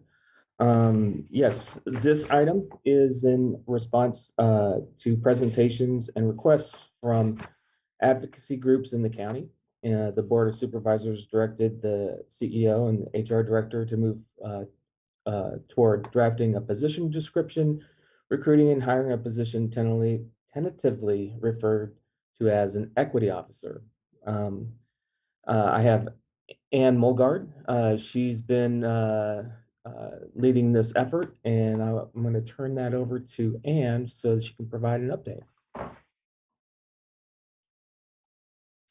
Good morning, board. Ann Mulgard, currently with Public Health, but in this case on a special assignment from the CEO's office to start the process of hiring an equity officer. As Mr. Schurtz said, equity officer is a term that we're using as a placeholder. We'll see if that's what the board decides. So what we're doing right now, just to give you a little overview, I'll give you an update of what we've done and then get any summary, give you a summary of the feedback we've heard so far, and then tell you what's coming up and get any direction that, that you'd like to provide. So initially what I've been doing is attending DEI meetings throughout the county, and for the public, DEI is diversity, equity, and inclusion. So that's our shorthand acronym. Throughout the county. So there have been meetings with tribal groups, with the DEI committee itself, with the DEI subcommittee on health equity and health disparities. There's a group of employees out of HHSA, Racial Equity and Justice Committee, SCORE in the South Coast. Some of those I'm regularly attending now, and some of them are just a one-shot deal to introduce the topic that the board is interested in improving its efforts toward DEI on many different levels, including the hiring of an equity officer. So initially, I think I'd like to share that the most common response that I've gotten when I've been attended these meetings is that what these groups would like is for the county to engage with them as openly, as honestly, and with as much cultural humility as they can. If I were to give a specific example, it would be these groups want and expect that every single county employee understands the term implicit bias and understands what that means to them and their organization and their work, just as an example. The other feedback we got is that their goal that they would anticipate us having for this equity officer position within the first year is to develop a plan, and that the initial items on the plan would be hiring and promoting of staff with the goal of having our county staff and county leadership reflect our population by ethnicity. Third, they've talked a lot about equity in service delivery. An example of that is, remember at the beginning of the pandemic, or really for the first 2/3 of the pandemic, there were much more COVID cases in the Hispanic Latino community than there were in the Caucasian community. And that is less true now.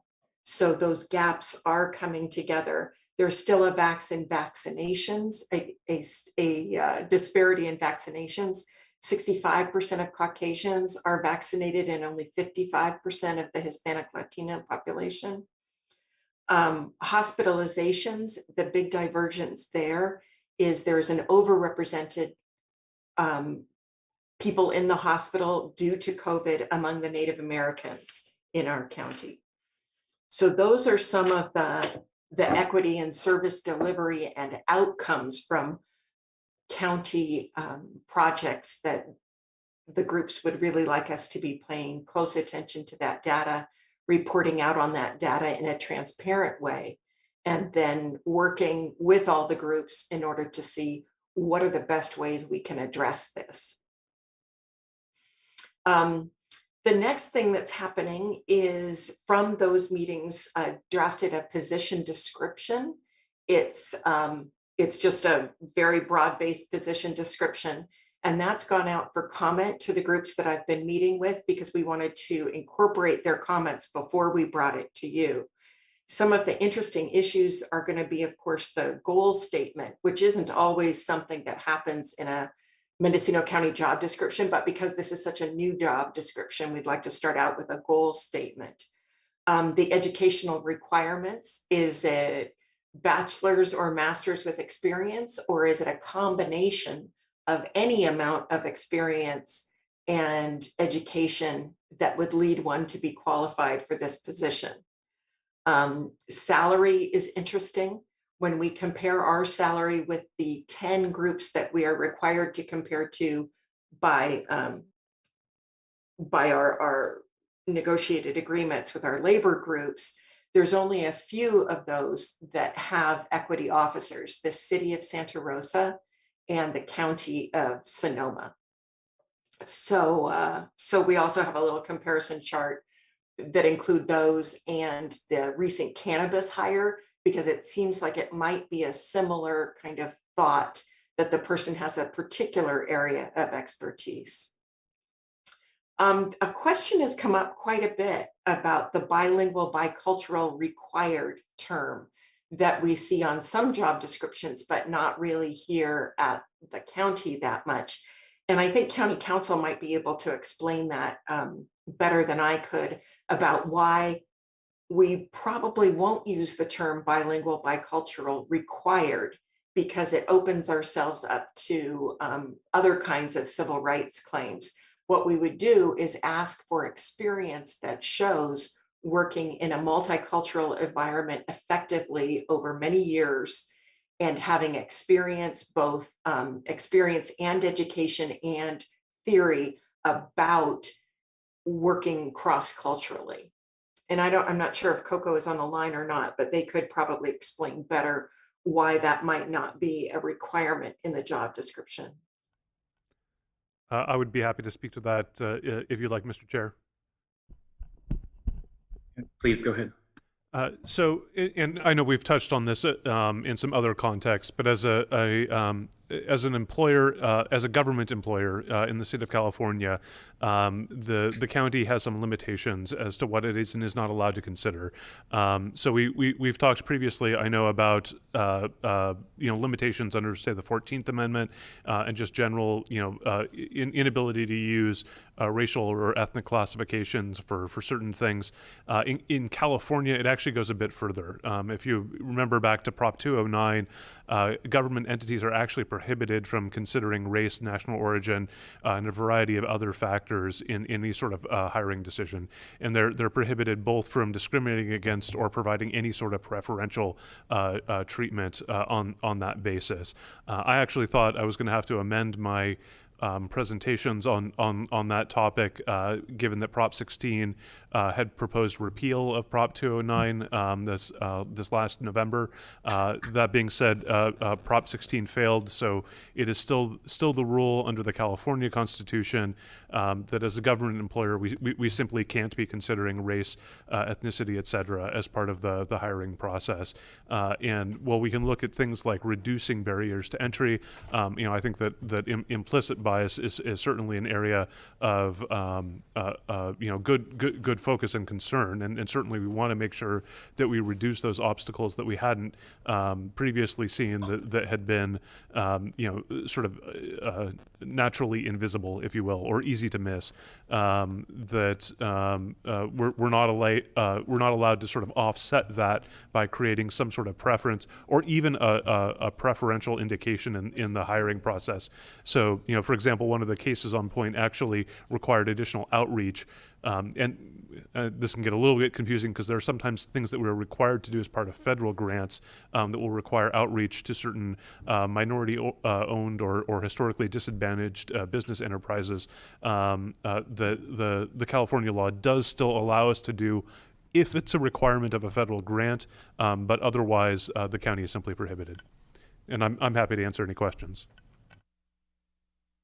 Okay, any follow-up questions for County Council? All right, not seeing any. Go ahead, Ann. Thank you. So right now, where we're at is we are working with getting the feedback from the affinity groups, then working with human resources to put it into a format that is county-like for a position description. Then we bring it to you for discussion, input, then final approval. And then we would recruit, hire the person, and set up both an internal group, DEI group, and an external DEI group that they would be interfacing with. We want to set this person up for success, not to feel like they are siloed. This person will be located within the executive office, and that was a decision made by Mr. Schertz and the CEO, Angelo, before we started this. They talked about the pros and cons, and they decided it would be better placed within the CEO's office. We're going to take this job description to the department heads as well at the week after this for department head meetings. It is possible that depending on the person we hire, if this person does not have a lot of municipal experience or is wanting in some area of their skill set, we might also want a small contract with a DEI expert in the Bay Area just to kind of help them, because I'm not sure that either myself or current department heads could be as of much really smart deep thought help to this person. And again, this is all so that they don't feel alone. We wouldn't expect one person to come into a county and help the county open its minds and practices and policies in order to be a more inclusive county. It's a bigger job than one person can do. So I appreciate the fact that this came originally from the board asking us to fill this position.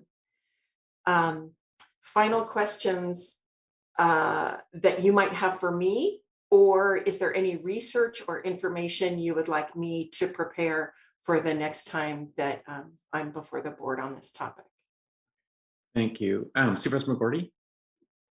So we also have as a partner in this, the University of California Agriculture and Natural Resources, which has a very robust DEI initiative, and you may want to interact with them because they've thought about this a lot. And Thank you. it's something I'm, as part of my emeritus status, I'm on a search committee, interestingly enough, to replace me. So they've okayed a position for viticulturists for Mendocino Lake and Sonoma County, and that's a very important part of our recruiting process, is to bring in new staff members that are DEI aware. So I'd be happy to put you in touch with who's handling that. Thank you.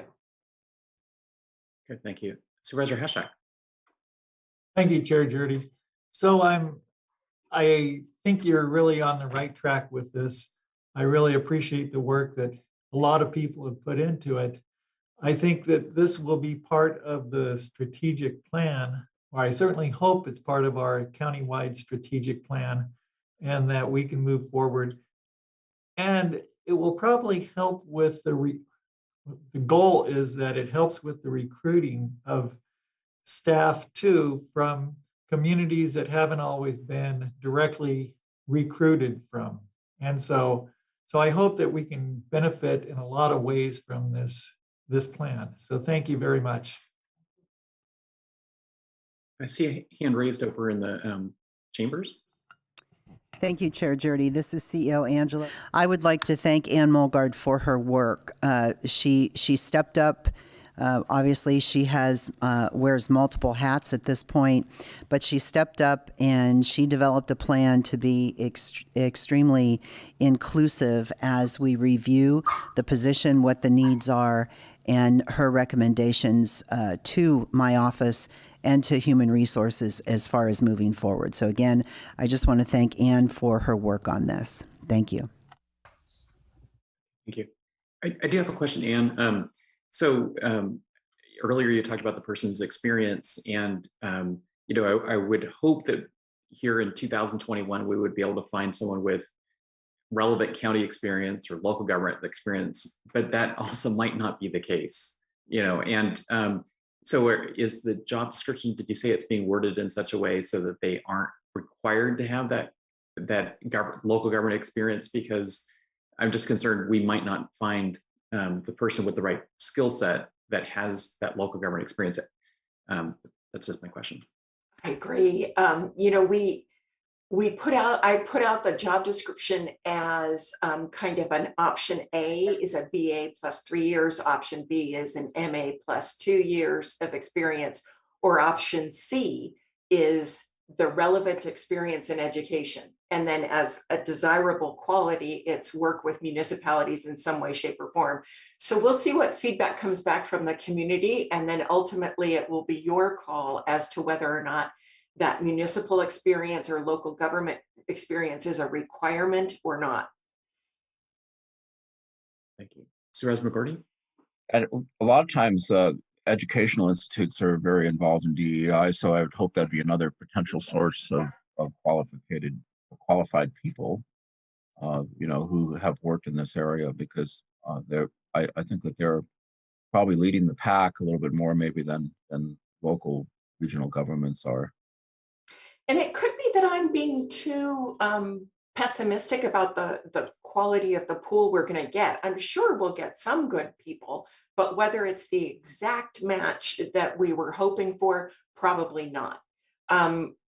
People who have a lot of experience in this area are getting snatched up for $250,000 like that by corporate America.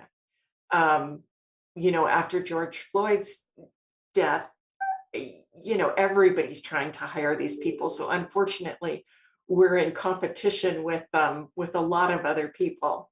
But there's probably not that many people who are in Northern California who are looking to work in Northern California or working to look in our environment or with our beautiful county. So we're hoping that those things will come through. And then whatever skill set or whatever we're missing, we can always just supplement with that. I think the more important thing is going to be the qualities, the interpersonal qualities, much more so than the actual, checking boxes that the person might have on an application. Thank you. Supervisor Moore. Thank you, Mr. Chair. One question I had, and this all came about before I was a board member, so I'm unclear as to the full project description, but it sounds like that's going to be coming forward to the board. One of my concerns is that we have somebody that can work well with the community partners, and particularly with the agencies with whom we have contracts with. So hopefully that'll be included in the thought process in hiring this person, that they're going to have to work with many sub-providers of the county. Because do you see that this person's role, Supervisor Mulhern, would also be to assist these contractors in diversifying their workforce or in making sure that they are DEI informed so that the services they're providing in the county's name are culturally appropriate? Correct. And I've heard of stories where some grant funds may have been received by agencies that were not prepared to respond in a culturally appropriate way. And I want to make sure that that doesn't happen. And so I hope that part of what this person's role is to do is to work with other organizations to make sure that they are the best qualified organization to respond in a culturally appropriate way. And particularly when we're talking about our Native American community specifically. No, and it's great to have examples like that, specific examples. So that way, especially when the interview committee is asking, it's not so theoretical. So thank you. Thank you. Supervisor McGordy. So one of the things the strategic planning committee has already come up with is we want Mendocino County to be a good place to work. And I think we want to develop a culture that is very inclusive. And I see this person as having a kind of a cheerleader role to help make people aware and understand and set policies that makes this a good place to work for everybody, not just a select few. And that's why I'm very supportive of this. Thank you. Supervisor Hashak. Thank you, Chair Judy.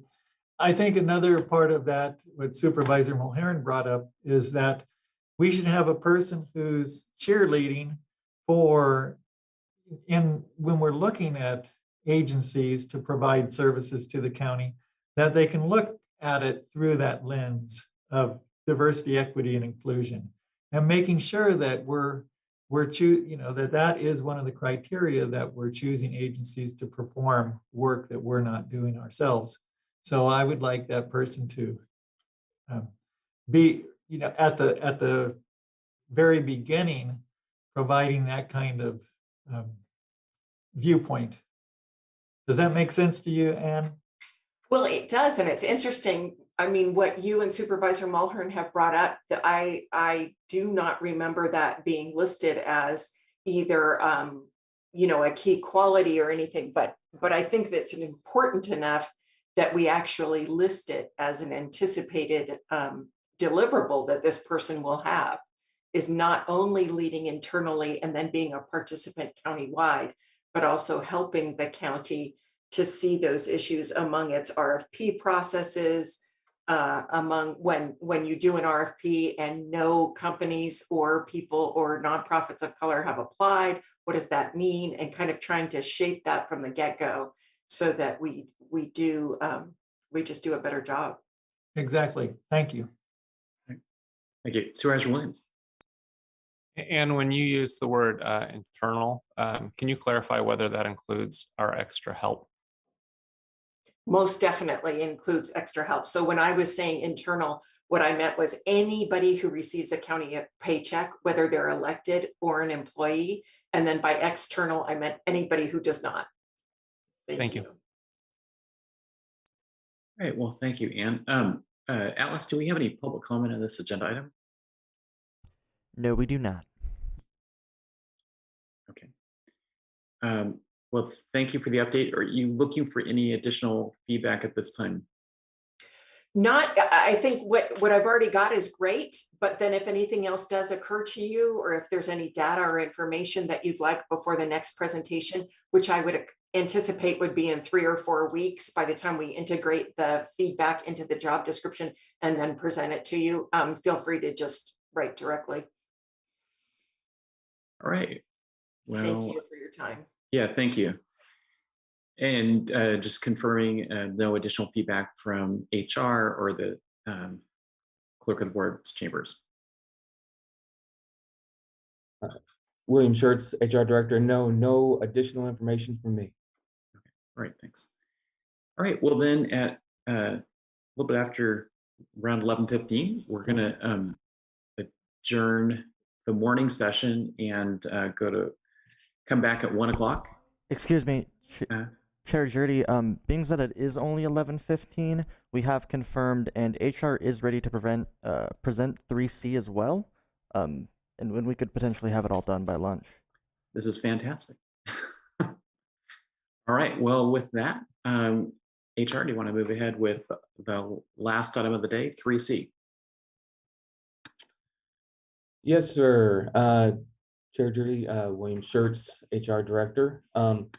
I believe I have Denise Bartolome, who should be coming on very soon. She's my HR manager over recruitment to run the presentation, and she's also my subject matter expert on recruitment and all the associated issues that we have before you. So I'll let her go ahead and share the screen. Just as a little bit of a background, on August 17th, this board directed HR to provide an in-depth update of the county's vacancy rate and recruitment practices. I believe,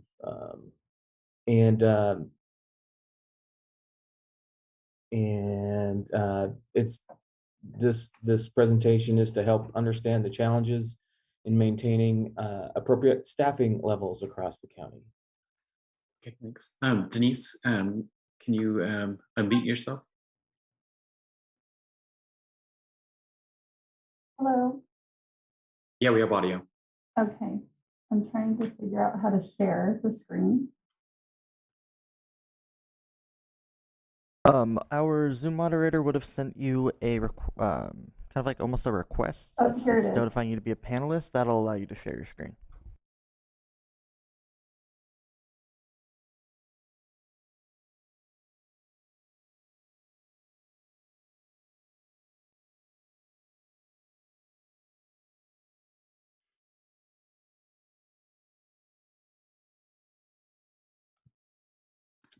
All right. Okay, so I'll go ahead and get started then. So this is the presentation on our county vacancies, recruitment practices, and processes. Next screen, please.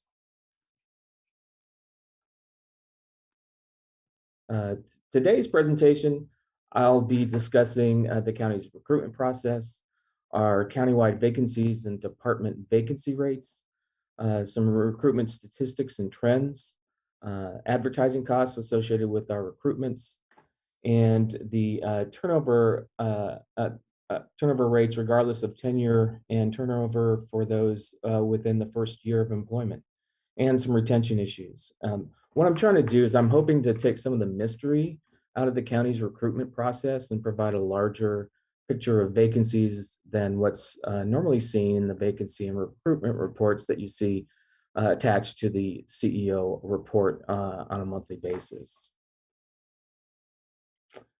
So what I'd like to do is go over the county's recruitment process. It's relatively straightforward, but there are a number of aspects to this that I think are important to know.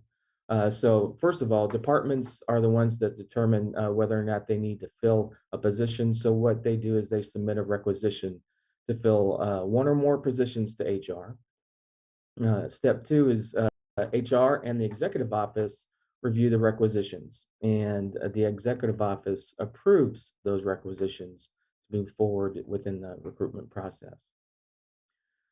So the first thing that HR does is we check if there's an existing eligibility list currently in use for the particular classification that's requested to be filled. The list of candidates is from a previous recruitment for that same classification. If there is an existing list, eligibility list, HR provides that list to the requesting department, and then the department just moves forward with their process of interviewing and hiring.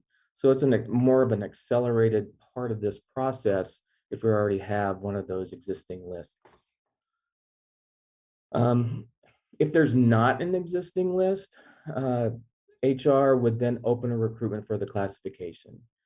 And the minimum time for an open recruitment is 2 weeks. Sometimes the department will request a longer period for the recruitment to be open in order to hopefully receive more applicants. Sometimes the department requests a continuous recruitment for those hard to fill positions so that the recruitment is continuously open for applicants to apply at any time. And the department doesn't have to process additional requisitions for the same recruitment. Now, on these continuous recruitments, they are out there for a certain length of time. We typically monitor the number of applicants that are on that apply on those particular recruitments. And when we see that there's enough applicants to create a list, we close the list. So it's usually closed for about 48 hours in order for HR to pull the applicants off that recruitment to create an eligibility list. And then we reopen that continuous recruitment as soon as possible. So that's one thing that I think that there's been some issue, maybe some not as well understanding about how these continuous recruitments work. But that's how we go about doing those things. We have to close the list in order to pull applicants off that recruitment. I would like to point out that so far in 2021, HR has opened 28 continuous recruitments. And they're typically along some of those hard to fill positions, such as the deputy sheriff coroner and corrections deputy. And this year we've had continuous recruitments for chief planner as well. As of last Friday, we had 38 open recruitments. And that's what you'll see when you go to the website for the jobs page. But I do want to point out that those are not the only recruitments that we have in process. We actually have, as of Friday, 341 requisitions are in other various stages of the recruitment process. So we have a total of 379 requisitions that for this county that are open. What that equates to is actually we're recruiting for about 235 positions. So there's many times what you'll see is that HR will have multiple requisitions for just one position being recruited for, such as social worker. So you have social worker 1, 2, 3, and 4. Those are 4 separate requisitions for one position. So That's how that all works out. So there's almost always far more requisitions that HR deals with than there are positions that we're recruiting for, if that makes sense. It is William, important. yeah. Yes. So William, so the purpose of that is because depending on the individual applicants, you may have someone who's qualified to be hired right off the bat as the social worker 3, but maybe not. Maybe only the best applicants you can find are social worker 1 or 2 based on previous experience. Is that the case? That is correct. Absolutely. Supervisor Williams? Yeah, so last week I went to the county jobs link and typed in nurse and saw that there are no open position for nurses. And then I asked Ann, so you have enough nurses? And she said, no, the county needs more nurses in public health. So that's where I see a little bit of a breakdown with this process, that we may have a nurse that's looking for a job today, but if he or she were to look at the county open positions, it would appear that we don't have any compatible positions. Is that an oversight? Is that something we want to fix, or is that just our policy? Through the chair. That is not an oversight. The department is responsible for requesting recruitments. And if the department has decided not to recruit for nurses, HR does not move forward with any of those recruitments. So it really is up to the department to determine what positions they want to recruit for. So at another time, it would be great to have the departments share with the board what positions they want to recruit for, because I've heard we have hundreds of open positions that we can't fill. But when I look at the jobs board today, I only see 31. And I understand that some of those maybe that we're recruiting for multiple positions. Even so, I don't categorically, it seems like we're not recruiting for many of the types of positions that we hear the county is in short supply. Okay, so William, that does sound like it's a request of the various departments more than it is of HR. Supervisor Mulhern. Thank you. Can you describe the timeline that a process may go through from the time that the position is flown until somebody's hired? And you mentioned the large amount of openings that we have, and then we have 31 or whatever on the website. Sure. Excuse me. And I'll get into a little bit more specifics in another following slide regarding this. But I can tell you that typically once HR receives the requisition, it takes a few days to get the recruitment up and out there onto the website. So it's a 2-week minimum period for that. After the recruitment closes, it's usually within a 1-week period that we are able to screen all the applicants for that particular recruitment. And then we determine whether or not there are exams that are associated with that we have to put in place. Some exams are mandated, some are written, some are oral. Depends on the number of applicants that we get, will determine if we have to conduct an exam.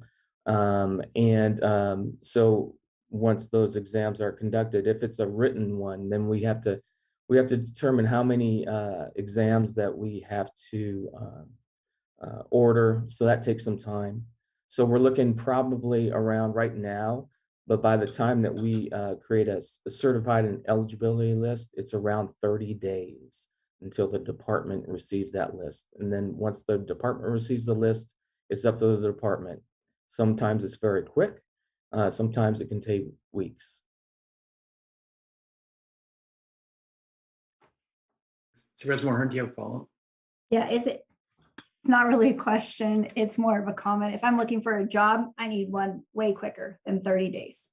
I mean, that's just personally, I have heard many anecdotal stories of how we've lost good employees, because it's just too long of a process. And I understand that government wheels turn slowly, but I really hope that during this presentation, we can try to figure out some strategies to be able to speed the process along so that we don't lose qualified applicants. Supervisor McGurty? So 30 days coming from another institution, the University of California, that's really fast. Ours is about 18 months turnaround for a lot of our major positions, academic positions. So I guess it's all in context. And, 30 days to me seems reasonable. But I agree with you, Supervisor Mulherin. If you need a job today, that's probably a little slow. But I guess it just all depends on the level of work where someone's at in their career. Okay, thank you. Supervisor Williams? I'm good. So William, just to recap, you're saying it's 30 days typically from the time at which the recruitment has closed, any tests need to be performed and a selection has been made. Is that what you're saying? No, sir. What I'm saying is that HR's process to getting the actual recruitment request to the time that we provide a certification list to the department for them to conduct their interview is averaging 30 days. That includes the 2-week minimum time period for a recruitment to be open. Okay. Is there any tracking that's taking place right now that shows, say, the average length of time from the closing of a recruitment to the testing and contacting of a prospective applicant that they've been selected? Not from the. I'd have to check and see. We do have some data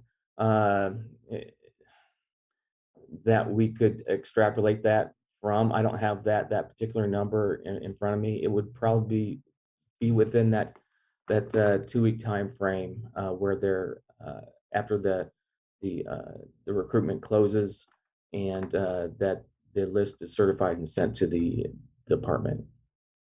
So is that information then really more at the department level, because each department may operate in a different way in terms of once they have the list of eligible applicants that they interview and make a selection?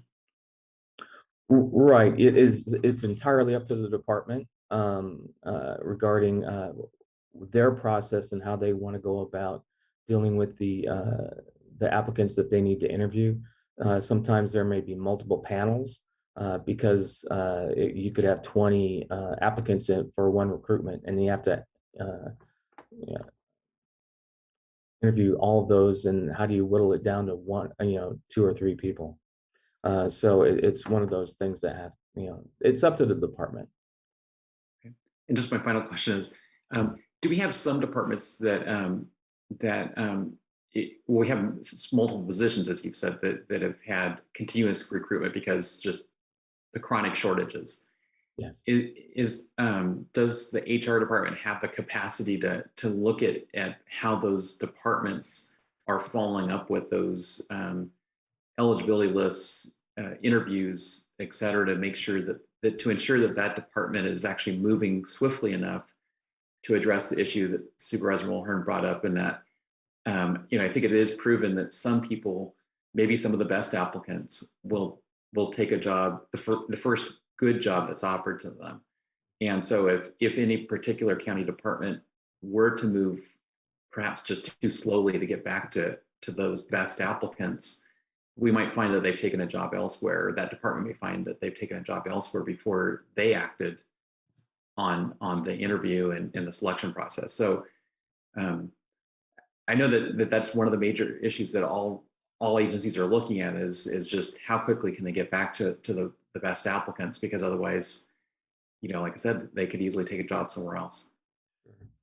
HR can encourage them to act as quickly as they possibly can. I don't know that right now we have 86 eligibility lists that were sent out to departments. It's kind of hard to essentially monitor 90 certified lists and how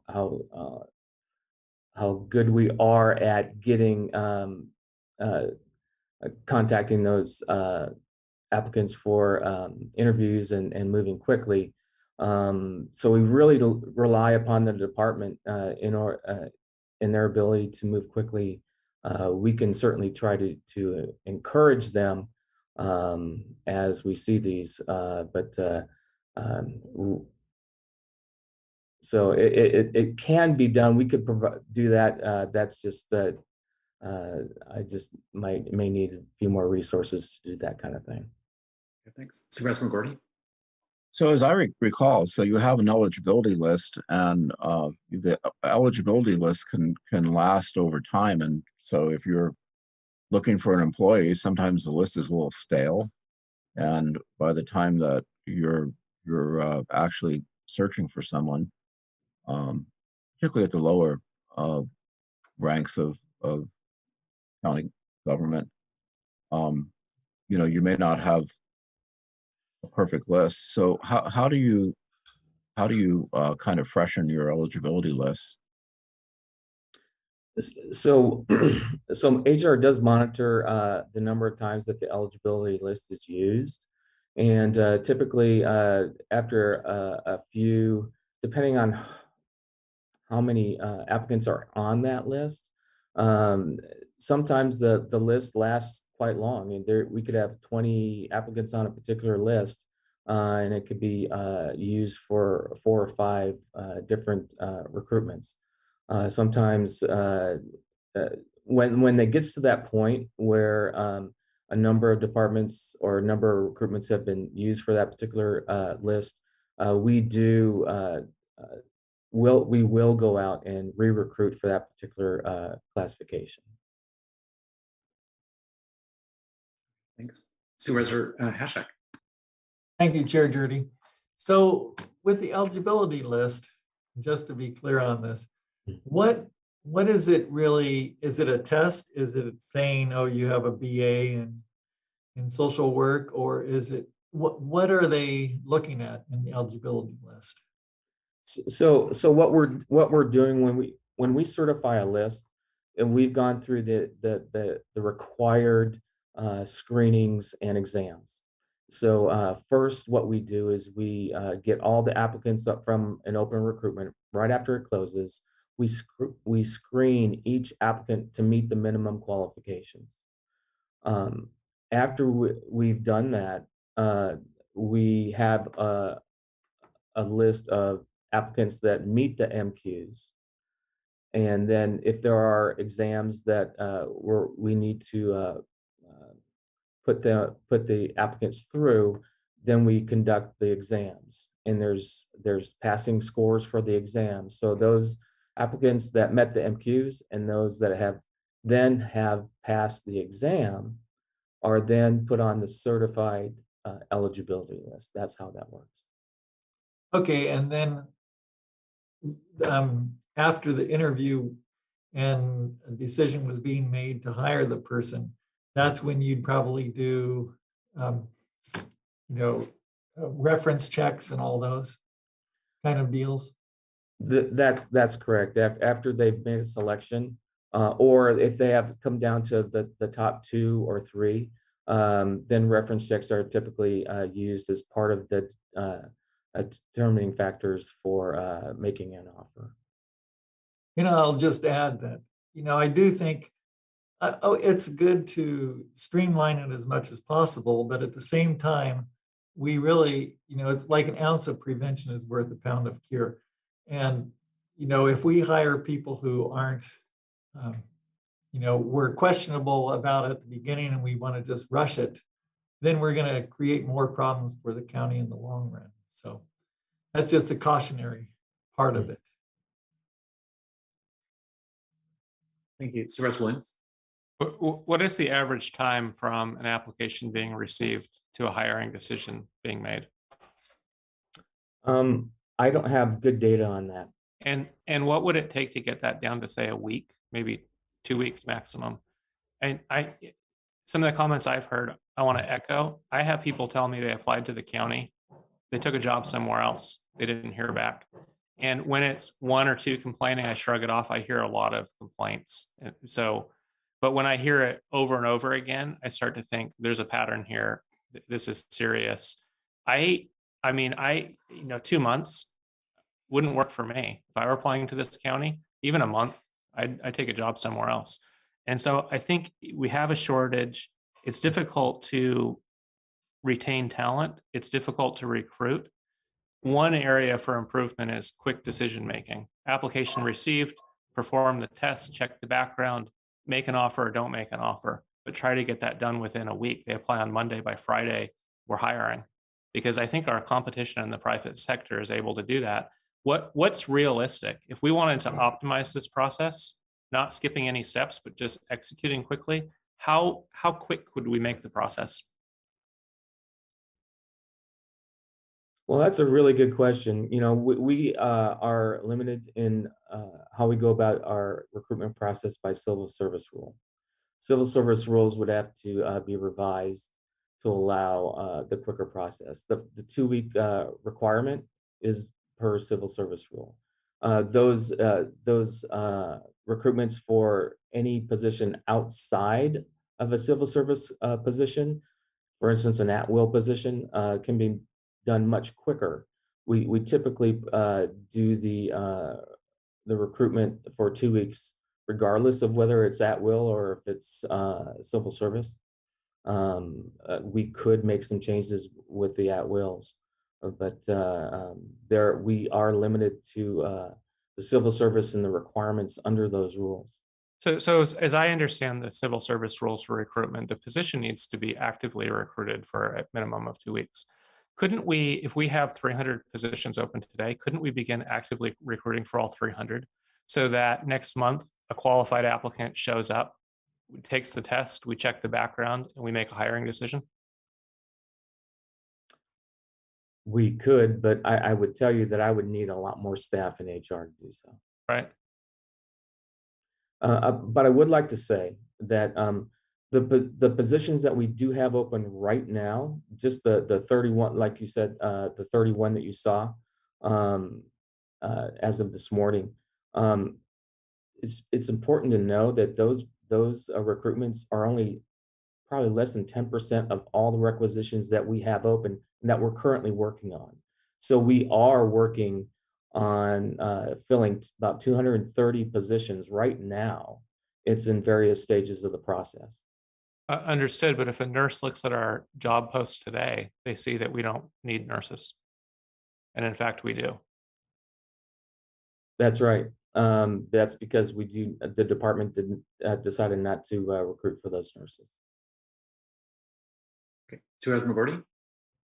So just as a practical experience, when I would hire someone into our department when I worked with the county, I'd want kind of some group buy-in on it. So we'd take some time to look at the list and get everybody together who'd be actively working with that person. I realize all departments are differently, but I wanted to be sure that when we hired someone, we got the right person, and we often did. We often had county employees who were there from 8 to 15 years.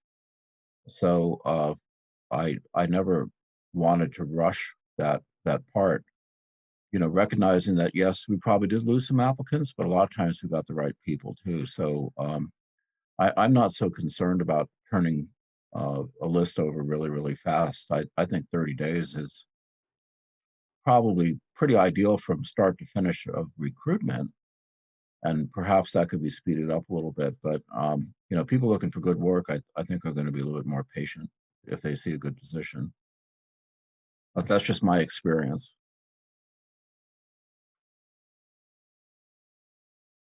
Okay, thanks. Supervisor Williams? Yeah, so Glenn, I think when you're an employer that is offering top pay in a place where there's more demand from the workforce than available positions, you can get away with that. What I see is, in a lot of cases, Mendocino is not competitive with neighboring counties, with cities. And the one piece that we have control of is making quick decisions.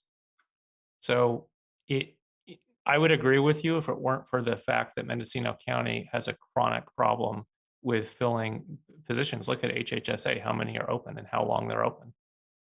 So something has to shift there because the market is telling us the current way we do this doesn't work.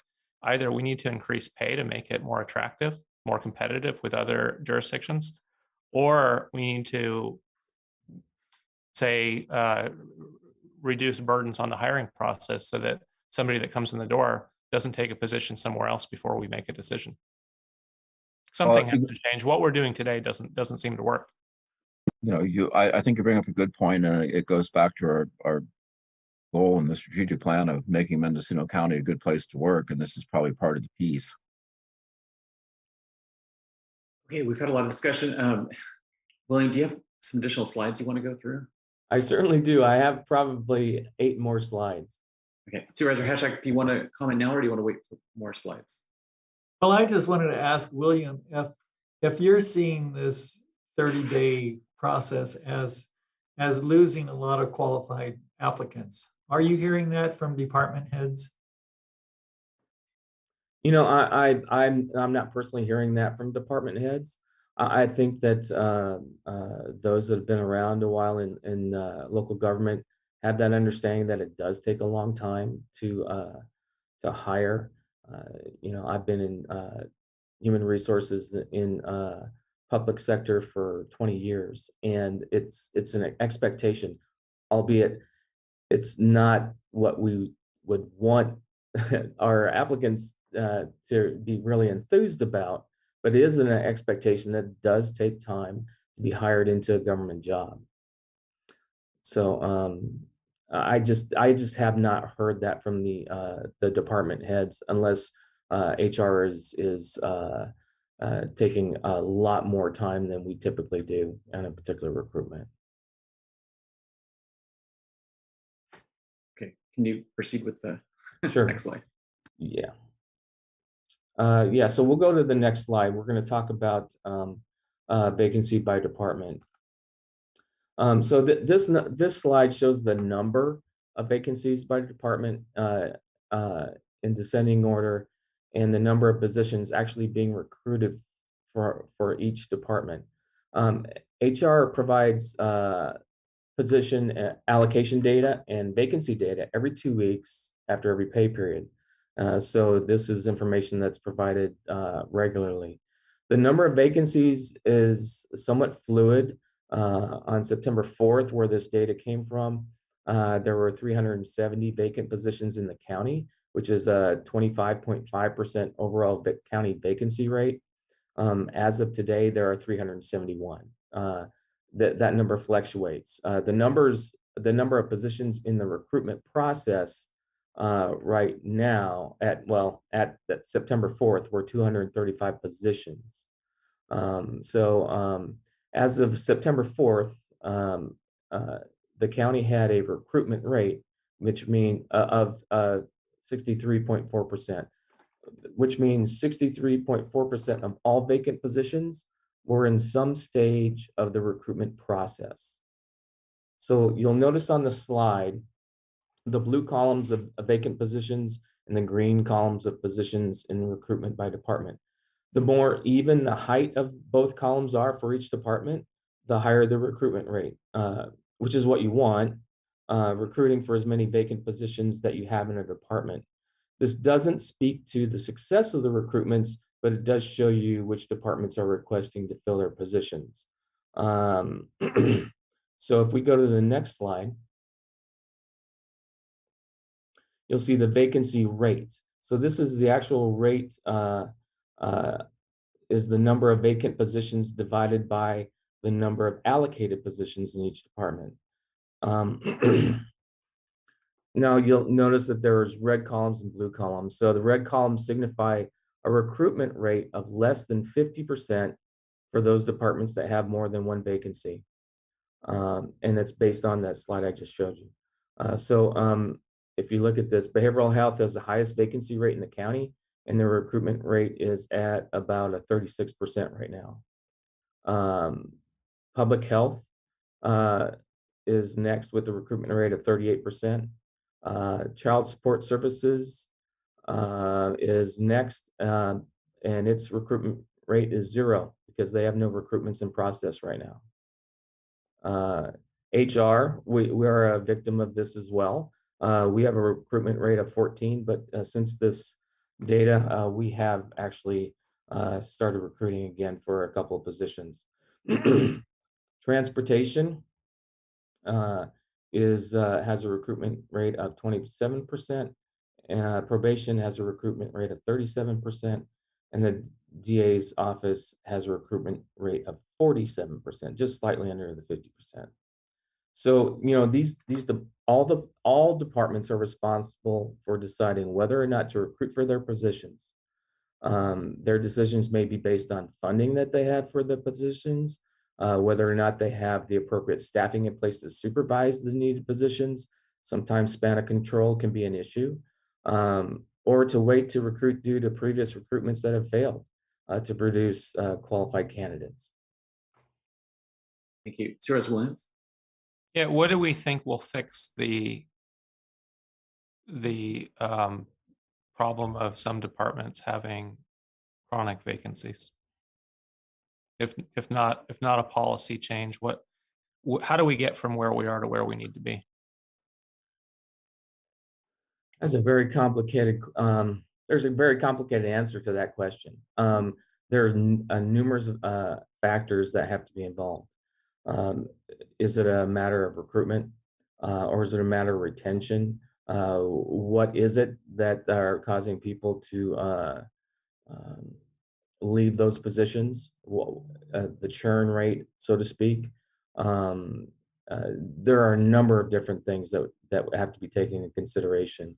I wish I could say I had, you know, one option for you, but I don't. So what I'm looking for here is, I know that HR is working hard on this and the individual departments are doing the best they can, but it strikes me that we have a problem and I'm looking to support somebody on an idea to remedy it.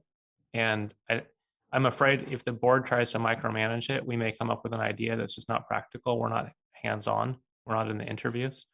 So are there some ideas that we could support that would turn this around? I'll tell you what. If I can get through these slides, I think towards the end, I think I may have some suggestions that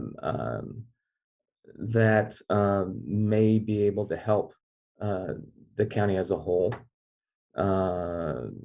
A big part of this is how we understand what the retention issues are and some other ways of how to go about recruiting better. So if we could delay that just for a moment. Absolutely.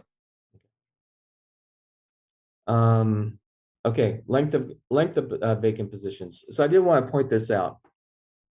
So we have 237 positions out of the 370 that we currently have, vacant positions that have been vacant for 12 months, for less than 12 months, actually, is what it should say. 67 have been vacant from 12 to 23 months, and 33 for both 2 to 3 years and 3 years to and longer. So basically, the recruitment, it's just interesting that the numbers fell this way. Our current recruitment rate for the county is 63.4%, and 237 vacant positions is 64%. So I think what we're seeing here is that typically those positions that are becoming vacant are continually being re-recruited for.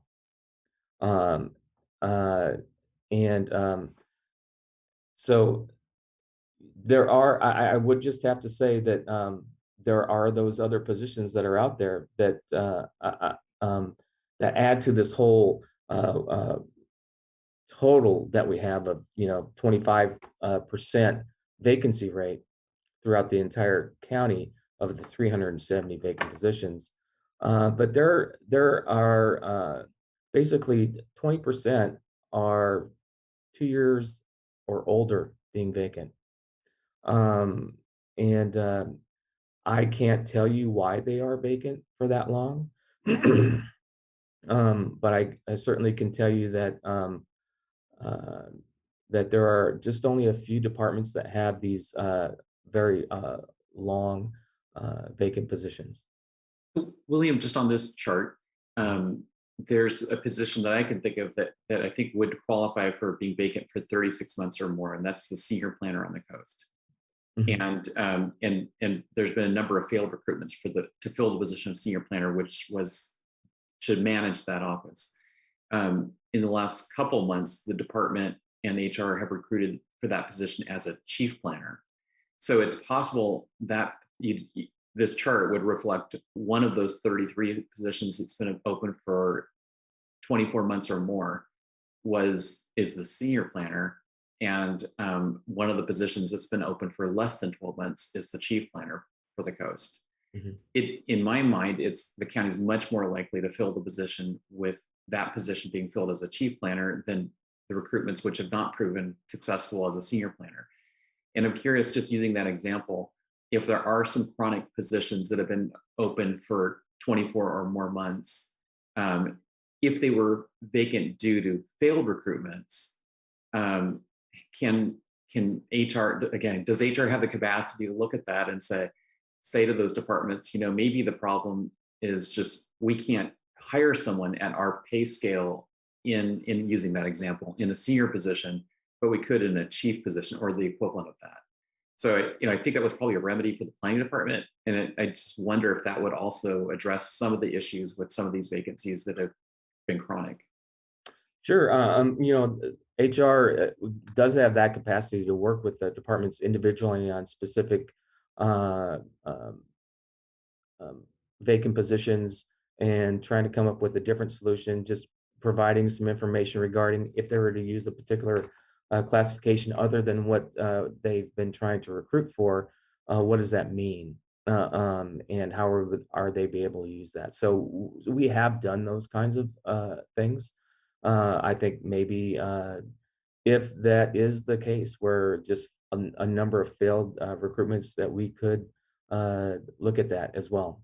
The other side of things, they may the positions that have been vacant for a long amount of time could be budget related, could be a number of different things that wouldn't necessarily be something that we would be able to help with. But okay, you can proceed with the slides. I just thought I'd add that. No, that's a good question. There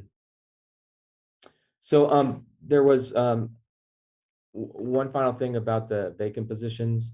I think that if we were to fill all of our vacant positions, I just want to throw this out there. We calculated that if all vacant positions were filled, and we typically, for budget purposes, we calculate at step 5 and then include the associated benefits, it would add a $45.3 million annual cost to the county at the current salary rates. So it is, that's if we filled all of our 370 positions. So it is something that's astounding to me. That's a lot of money. So let's go on to the next recruitment statistics. So hopefully you have a better understanding of the recruitment process through that discussion that we had on the recruitment process. And now that we've talked about the vacancies that trigger recruitment in the first place. So here are a few recruitment statistics. We have some data from 2019 pre-COVID, 2020 with the COVID lockdown, in 2021 and until the beginning of September. Requisitions, you see requisitions submitted by departments. They've took a dip in 2020, and since then, I think part of it had to do with the lockdown, and they're rebounding back up again. So we have 3 months left of this calendar year, so it's going to rise above the 2020 rate. The recruitments that we completed, so out of those requisitions that we collected, we actually had to do 320 recruitments, for instance, out of the 459 in 2019.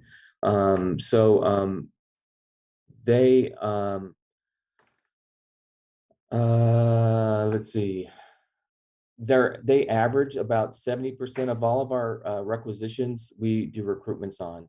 The one thing that we've noticed is that between 2019 and 2021, the percentage of it, we've actually increased in the number of recruitments. So in 2019, that 320 represents just shy of 70%. The 260 reflects 71.2%, and the 264 recruitments completed at 73.7%. So we're actually doing more recruitments based on the number of requisitions that we're getting. As I mentioned before, we do track the number of days of requisition approvals, and then we go ahead and start our recruitment process to those when we refer an eligibility list to departments. In 2019 is 25 days, 27 in 2020, and 30 days in so far this year. We believe that there are multiple factors impacting the processing time. So, during the, we did experience some HR staffing and process issues with the recruitment function during the COVID lockdown. We've gone through a reorganization of the HR department, and we're still staffing up in these recruitment functional area is one major one that we're dealing with. So it's not a surprise to us that the days have increased, but we're trying to reduce that as we can. And the last data point here is the average daily applications that we receive. Just to give you an idea, HR has to touch every single application that we receive, regardless of whether it's somebody that's fully qualified or somebody that is just applying because they're trying to get their unemployment benefits, and they have absolutely no qualifications for the position. We see that too. The average applications have decreased from prior to the COVID time, which brings us to the next slide. Just to give you an idea, the numbers of applications that we received have been falling. That's the total of 4,301 applications we received in 2019. Out of those, 64% met the minimum qualifications. In 2020, we had a reduced number of applications, but right around that, a little slightly higher, we had 66% of meeting the minimum qualifications. But this year, we've had significantly a lower number of applications, and only 50% have been of our applications met the minimum qualifications. I thought that was interesting for you to see, partly because not only are we not getting a lot of applicants, but they just half of them are meeting the MQs that we have for these positions. Next slide is advertising costs. Just thought you should know that HR does track the advertising costs, what we do. And this is a fiscal year measurement. We have a standard list of publications that we place ads, mostly in the local areas for the publications. The average amount went up in 2021, and so far this year it's back down below the 1920 fiscal year amount. We do ask the departments if there are additional advertising requests over the typical ad, and we work with the departments on their needs. As far as we don't spend money on online job postings, what we've found is that our county website is scraped on a regular basis by other online job search engines, such as Indeed.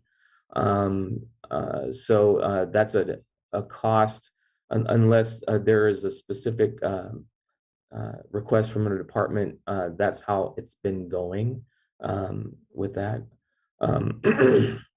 All costs outside the normal publications are billed back to the departments that request them. So I just want to give you some information on advertising. Now I'd like to talk a little bit about the county's turnover. Excuse me. In 2019, the county had an average of 1,123 employees that year. We hired 192 employees and 185 employees separated, giving us a 16% turnover rate.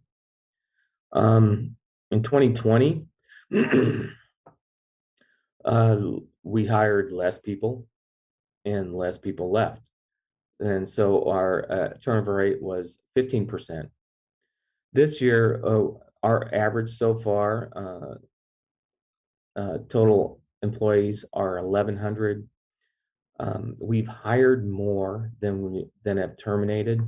So we're down actually to an 11% turnover rate. So that's a good thing.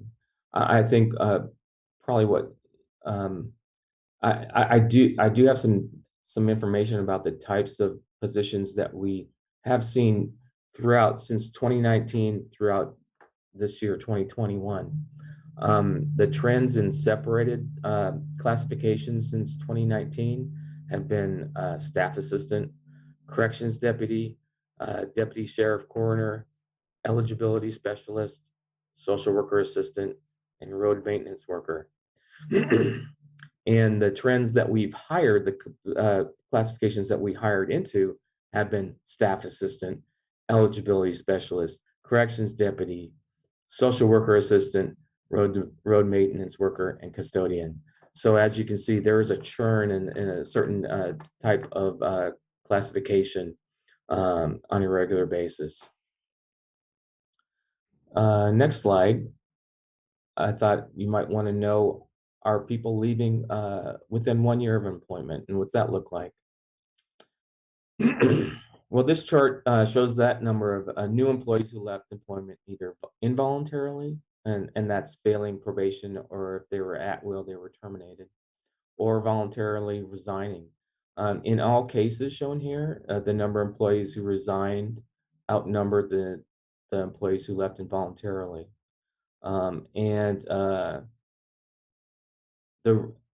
In 2019 and 2020, the rate of new employee turnover was relatively steady.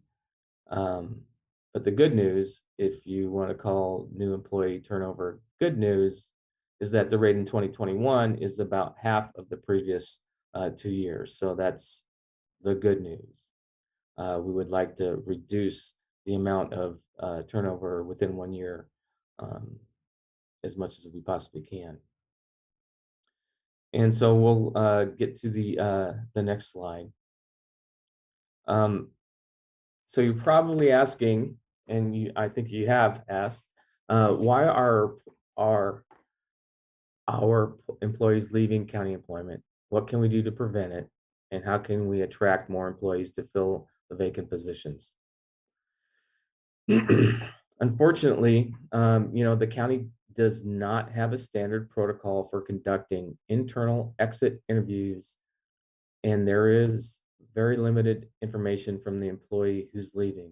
Sometimes it's from them sharing the information or telling their coworkers why they're leaving, and it gets to us. But it's typically not something that's unless the department is taking some particular action regarding that information. It's not something that reaches HR. even if that information from an employee in an internal exit interview is conducted, is done, that information may not be as accurate as you want it to be, as they may, and this has been my experience as well, is that a lot of employees are afraid to share their true reasons for leaving due to one, a need for a good reference for their next job. They fear burning bridges, and especially if they have an opportunity to come back in another capacity. What this data here shows is from the Work Institute, who's that's their business is doing that objective data collection for companies in finding out why employees leave and what you can do about it. And although these reasons on this pie chart aren't county specific, I can certainly tell you that in my 20 years of HR experience in the public sector, these results shown here are pertinent to what this county and other state and local governments I've been involved experience in retention issues. It's a matter of just determining to what extent these issues apply.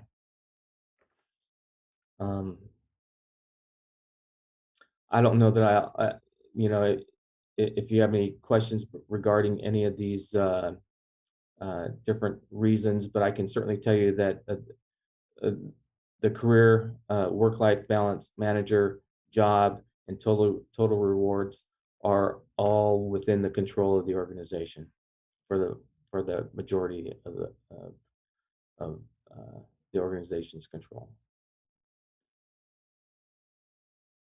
And I think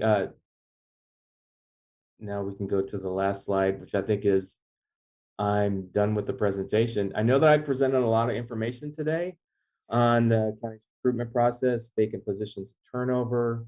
In summary, I think the main points for this presentation are there's a lot more happening behind the scenes in the recruitment process.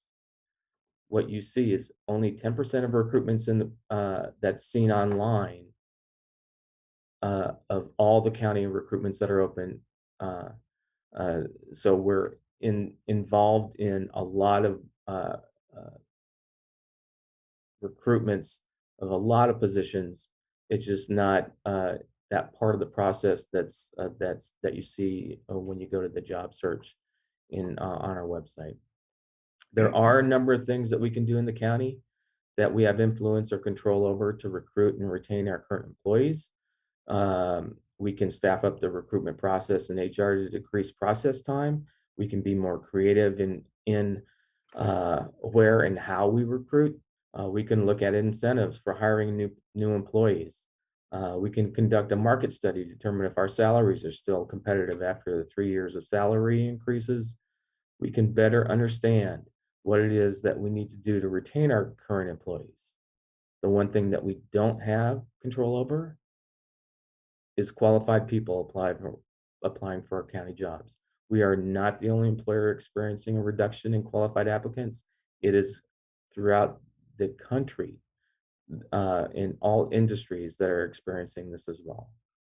So that's all I have for you, and I'm here to answer more questions. Okay, thanks, William, for the presentation. Perhaps while we discuss this, we could go back to that second to last slide as part of the discussion. Supervisor Williams. William, I think you said if we were to fill the 370 open positions, we'd be looking at about 45 million per year in payroll. Is that right? Yes. Yeah. So for the board, it seems that we're letting the pool of applicants steer our county. We don't have $45 million. So what positions will we hire? It's sort of a first come, first serve. If somebody shows up and they are a good fit for Department of Transportation, we're going to bolster DOT. Somebody else shows up and they're right for cannabis, we'll bolster cannabis. Shouldn't it be the board steering? We have limited funds. I would think public safety is our number one priority. Why would we fill DOT cannabis if the sheriff's office is number one and they have open positions? Wouldn't we be looking at boosting wages to market rate so that we can fill the positions where they're to address our number one priority. It just catches me as it's like we have $45 million of open positions, and whoever shows up first will fill those positions, and they can steer how the county departments are left vacant. Is this good policy? And I recognize I'm the newest one to government here. Maybe this is just how it works, but it doesn't strike me as the most effective. If it were a private business, you would say, what are the most critical positions? Let's fill those first. Well, of course, Supervisor Williams, some of these positions that are vacant are funded by state and federal dollars and not by the county general fund. So it doesn't really impact the general fund if some of them are filled. I understand that, but public safety is number one. The state constitution tells us public safety is number one, and we have an obligation to fill it. And I see that the sheriff has positions open that are not being filled. I know we don't have a talent pool that actively applying. I tie that to not providing market wages. There's a number. You put a large enough number on the position, somebody will move here from another county to fill it. So, you know, if we can say there isn't a labor pool, but it's more of an issue that we're not matching market. Well, if we focus on this chart here, the reason people leave jobs is not exclusively limited to salary. Supervisor Hashak. Well, thanks. I don't want to take away from that discussion. I think it's a big picture question about how do we, properly have enough employees and fill the jobs that are needed to run this county. When if we did it really like it should be, it would bust the bank, kind of. But just going back to the number of recruitments, William, like on the previous slide for applications, we're down by 50% from the previous years. And yet our advertising costs are way down too. So do you think that there's a correlation between that? Why aren't we advertising more if we believe that we need to get more applicants? Well, that's we could. So if we're talking about this year, I think this year is an anomaly because I think that there just aren't people applying for jobs. I think that's been something that's been a part of this discussion for a very long time. This year, all industries are finding that as an issue. We could spend more money on the advertising. We could look into that. I think part of the reason that we're spending less is well, actually, I don't know. We'd have to look into it, but I don't know if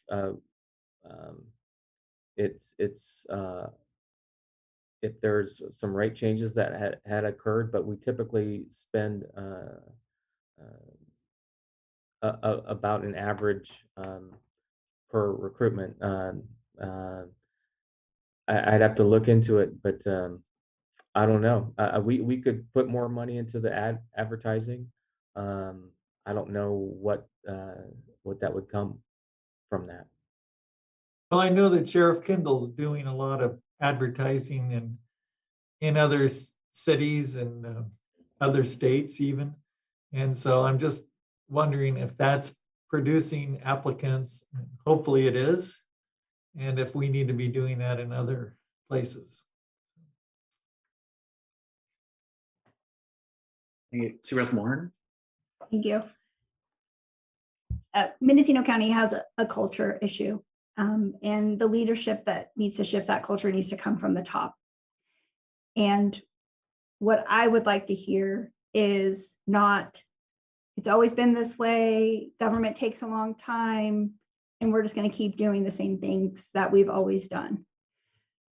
I would like to hear from department heads about what they think would help them get more qualified applicants. I would like to know why they can't make it through the recruitment process, what barriers that they have. Of course, I don't fault HR. You all have been doing this process for a long time, and absolutely respect your professionalism, but we have an issue to where we're not filling positions, and we are creating an environment where our employees are overworked, dissatisfied, and seeking jobs elsewhere. And these are people that are very good employees that care deeply about our community and are looking to leave the agency. And it's important to me that we come up with at least, they may not be solutions, but let's try to come up with some strategies to improve this and not just have this report today and move forward. Regarding specifically the positions that are unfilled for more than 24 months, I would like to know why we are continuing to have those positions. And I am a former county employee, albeit many decades ago. I know that this has been something that has been a culture of the agency and ongoing history for decades. And I would like to see what we need to do to change that. If that's letting the department heads know that, yes, please give up that position that you don't really need, you haven't hired for 3 years, and the board will, take a look at that when you're ready to come back with a different position or a different salary, whatever that might be, to just continue to do the same thing we've always done is clearly, it's not working. So I hope we can have a little bit more conversation about some changes that we can make as an agency. Thank you. Supervisor McGordy. So there's another aspects to this too that we should think about a little bit, and that's first of all, there's sort of a demographic wave that goes through the population. The baby boomers retiring, their children are already getting kind of mid-maturity, and we're probably in there's a trough. So the baby boomers were followed by a trough where there was just fewer people. And I think we're getting in that trough again where there's just fewer people to apply, confounded by the fact that we've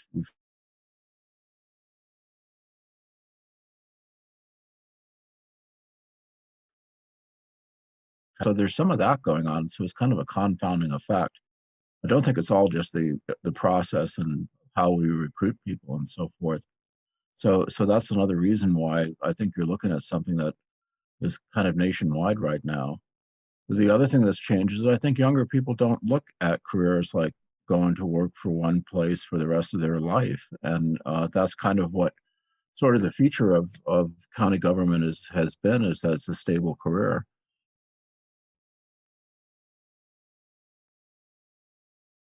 That people don't necessarily make careers out of some of the teaching positions and so forth, but come in and work for 5 to 10 years and say, I've kind of see everything I'm going to learn from this position. I want a new experience, and they leave. So I think that there's also a switch in the attitude about how people look at careers nowadays and what they want, and we have to kind of take that into consideration.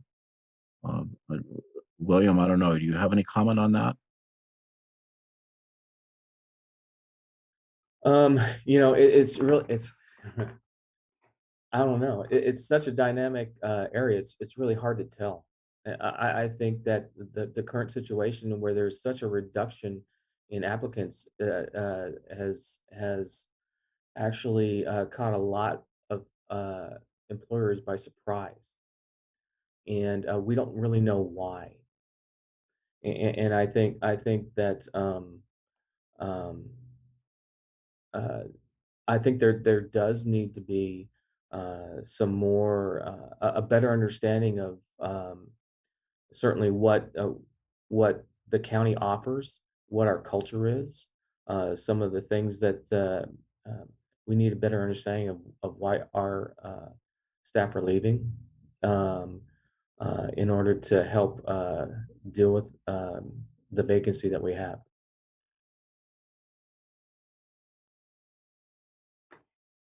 Supervisor McGordy, you might want to stop your video because we're having some audio glitches with you. Okay. Supervisor Williams? Do the supervisors all agree that there is a problem?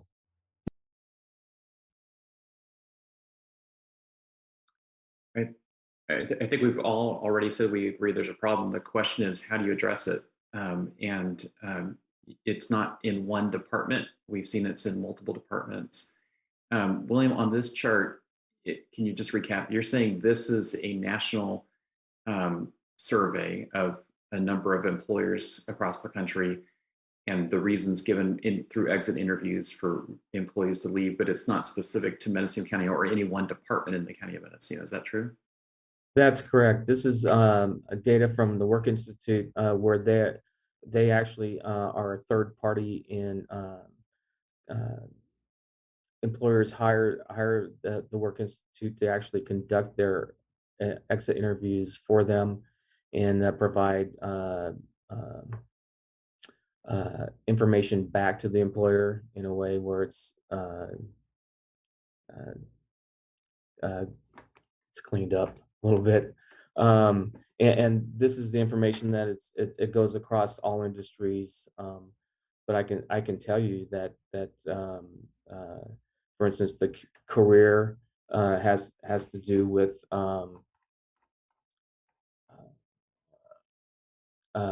development and the career that they've selected in the county or for the employer. Work-life balance. I think that's pretty much that reason for leaving there has to do with schedules or shifts and the amount of work that they have to do.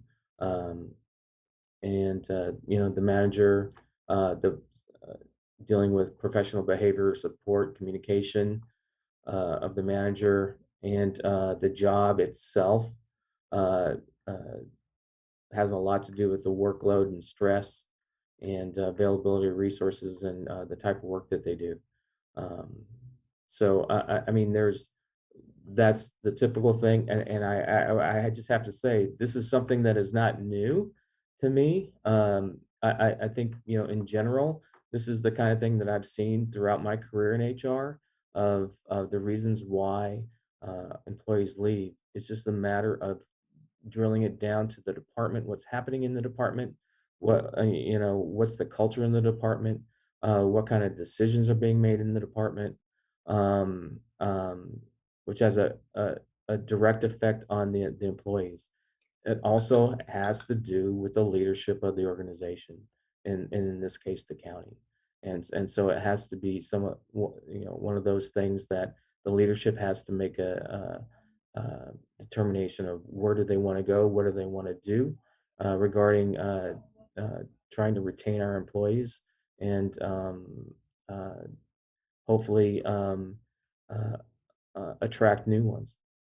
William, this national number, which is very broad, is helpful and interesting, but it doesn't, as you sort of hint at, it doesn't really address what are the particular reasons that people might be leaving any particular County of Mendocino department. As you note, you could probably generalize in terms of describing the culture of the County of Mendocino, but even the culture within the County of Mendocino is going to be different within any single department. And therefore, the reasons that people might leave a job in any particular job classification or work unit or department in this chart, if there was an exit interview, it might show disproportionately higher percentages giving any one of these reasons in any one work unit, any one job description, or any one department. And you did note that there are challenges with getting that kind of exit interview information that's authentic and accurate, because employees, as they leave, take a different county job, may be reluctant to give that information concerning that. Let's say if it was an issue with their manager, they might be concerned that they may not get another county job if they report issues with their manager. I mean, just giving that example. Right. But yet nevertheless, there are agencies, not just private sector, but government agencies that are getting that authentic exit interview information. So I guess in spite of the challenges of getting it, there must be a workaround. There must be some way to get that information. Even maybe it's a third party that the exit interview is conducted with, and not even a county employee, or certainly not the department that's affected. So you know, what have you seen in terms of how agencies are able to get that accurate information? You know, I think it's the third party approach. I certainly, when I was working in Sonoma County, we did have in our department had every employee that separated from employment in that department came and talked to me. Some were very few, I would say, were very upfront and transparent about what the reasons that they're leaving. The majority had been those, well, it just wasn't, they weren't willing to provide the information. Some people just flat out said, I'm not willing to provide information to you. But I think what you'll see is that the third parties that are able to collect information for organizations will, I think, Work Institute said that a high 78% share. It's more accurate than what you would typically get in an internal program of exit interviews. So I think that is one option that you could take. So I'll go to others, but it seems to me that if we have some positions that are just have chronic turnover, or departments that have chronic turnover, it seems to me it'd be worth our while to have at least exit interviews from a third party of at least, say, the top 5 job classifications that have the most turnover. At least start somewhere. Supervisor Williams. So non-monetary reasons for leaving the county. For me, one of those would be having to use GroupWise, and in the general sense, modern tools.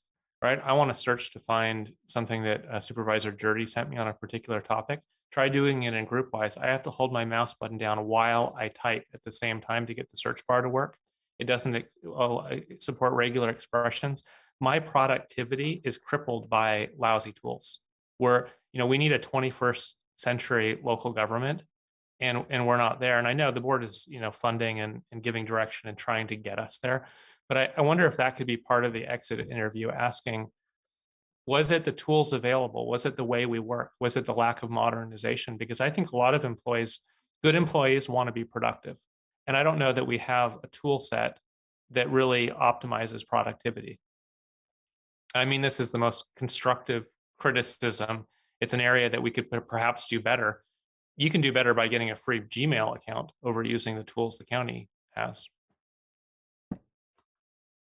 Thank you. Supervisor Hashak. Thank you, Chair Jurdy.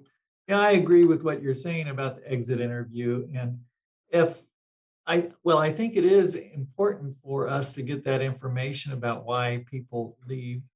I'm glad that the numbers of people leaving are down, but it does seem like there's certain areas that certain departments where it's higher. So what kind of effort is it to have, a little contract with Work Institute, or even, Search Monkey or whatever, to do that kind of questionnaire where it would be anonymous for people to give that feedback, and we could track it according to departments. Is that something that the HR can do, William? We can look into get a quote as to what that would look like. I'm from just to get an idea, or if you wanted to go out on RFP or whatever. That's something that we certainly could do. We are not budgeted for that, but we could, look into that. Do you have any idea what it would cost? I don't. I don't know if I know that Denise Bartolome may have been involved in some of the gathering, working with the Work Institute, because I think we had to look at their website and sign in or do some things with it. I don't know that we have any rates at all. I think it depends on the size of the organization and the number that. Okay, and just one other thing is, I do think that, we're part of this country, and the country is experiencing this issue with work and, employment. And, it just seems like there's this big picture going on around us that we're part of, and we need to be cognizant of that. Okay, thank you. Supervisor Moore. Thank you, Mr. Chair. I appreciate the thoughts on the exit interview, and I think you said the five highest positions with the most turnover. I really see this as an incredibly urgent issue, and I would like to see a job satisfaction survey that goes out to all of the county employees that could help us strategize how we problem solve this, because I feel a particular sense of urgency, and not only do county employees represent the county of Mendocino, they represent our community, and they are the ones that are out talking with neighbors at barbecues or customers in other stores, what have you. The people that work for the county of Mendocino are incredibly important and should be valued, and we need to hear from them if they don't feel valued. And if they do feel valued, then I also want to hear what their department or what their manager does that helps them feel job satisfaction. So I think that's an incredibly timely issue. So hopefully we can have some direction about that today. Okay, thank you. I think that's an excellent suggestion, to not just look to those who are leaving, but those who are staying, at least as of now, and understand why they're staying, or what they're considering, whether or not they're considering leaving, and what their thoughts are. The current employees are obviously the single best source for recruiting new employees, because they know people who in the community who might be eligible for these jobs. William, any thoughts on that? Yes, actually, I believe that the employee engagement team is still meeting. So I think that was one of the things that they actually did, was a all-employee survey a few years ago. And I think that's something that it looks like they're contracting to do a new survey again. So we may be able, I could follow up and find out more information regarding the employee engagement team on where they're at with that. Supervisor Mulholland, would you or anyone else on the board be interested in maybe working with the employee engagement team to kind of at least give some input as to the questions that be asked, to make sure that the questions are really relevant to what we're trying to gather? Sure. I've been working on receiving some anonymous feedback, so I think I have a pretty good list of questions that we could ask the whole agency. Appreciate that. Anyone else? Do we have any public comment on this agenda item? Yes, we do. First on the line is Julie Beardsley.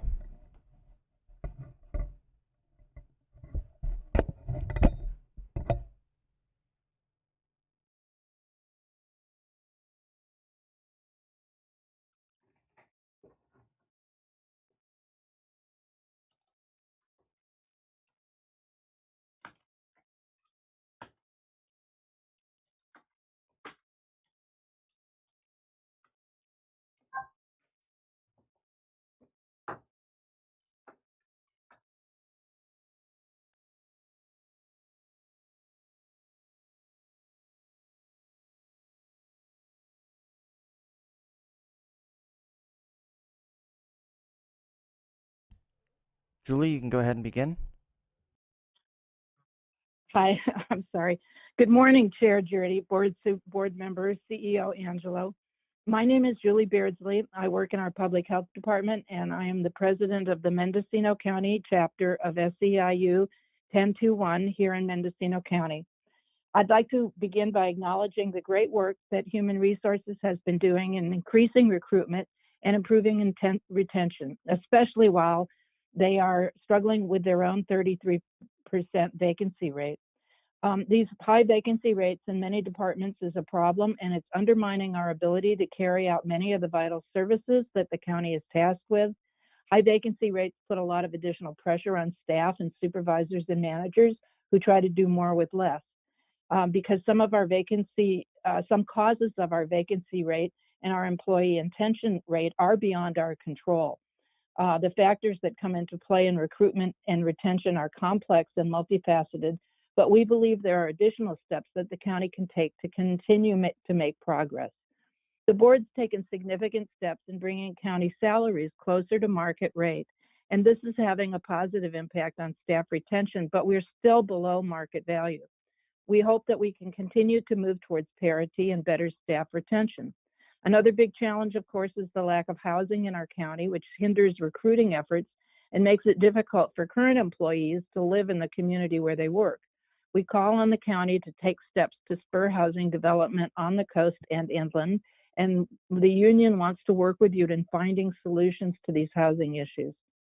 Something you'll be discussing tomorrow is a significant increase in the employee cost for health benefits, which will also very likely put a strain on recruitment and retention and should be considered closely. Finally, we believe that there is more that can be done to speed up the hiring process, tighten the interviewing process, and provide strong support onboarding personnel through their first 6 months of employment. We understand that certain timelines are dictated by civil service rules, but we often lose good candidates because, as it's been pointed out, it can take months to offer the best candidate the position. So anything we can do to speed this up would help. We can also up our game with interview panels who are educated about the requirements of the position and ask questions that are relevant to the position. I think it's important to note too that bad managers run off our employees. So if we see this problem, we need to deal with it. Thank you, and we look forward to working together and building a strong and resilient county staff. I have a question for the speaker. Okay, go ahead, Supervisor Williams. Julie, we heard a lot of ideas there, a lot of good ideas.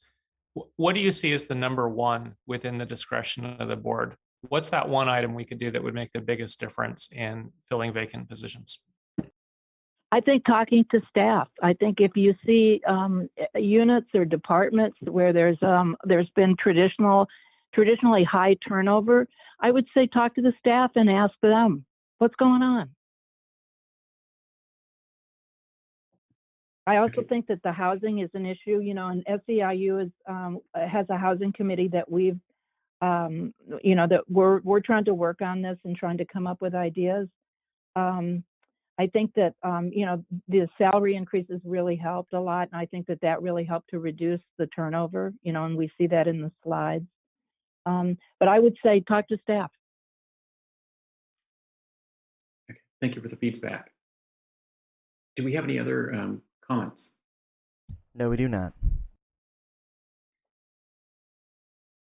Okay, so we would like to take some action on this. So we've clearly there's interest in an employees survey. Really would like to see the community engagement or employee engagement survey reinitiated. It has been a couple years now, so that information we'll probably get new information from the employees that we received a few years ago, and I think there's some interest in having some third party conduct exit interviews, at least at a minimum of some of the positions that have had the most turnover, or work units have had the most turnover. Is that something that we could have follow up?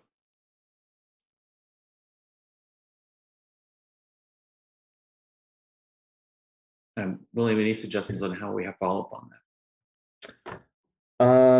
Certainly. I can connect with the employee engagement team, as well as look at what options we have as far as a third party, and can provide some follow-up at a future meeting. At a future meeting, yes. Okay, thanks. Supervisor Hashtag. Thank you, Chair Jurdy. So with the employee engagement team, is that working with SEIU 1021? Who's involved in that? I guess I'm trying to figure out if there's a role for the board to facilitate these kind of discussions and to work on some of those issues that have been noted by Julie Beardsley. Right. My understanding is that they can be on that employee engagement team. It's part of our leadership initiative. So I believe that that's one of those things that they could be part of that. SEIU, that is. Okay, Team so members. they're welcome to attend, or Yeah, employees, SEIU employees can volunteer, let's put it that way. Right. okay.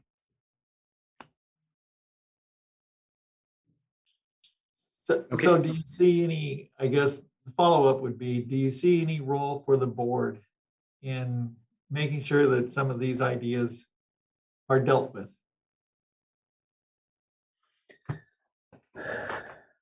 I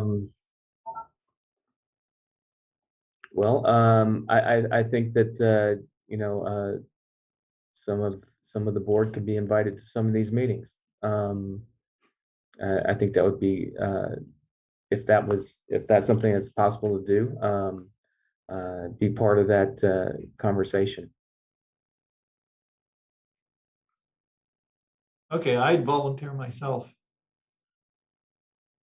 Okay, Supervisor Williams.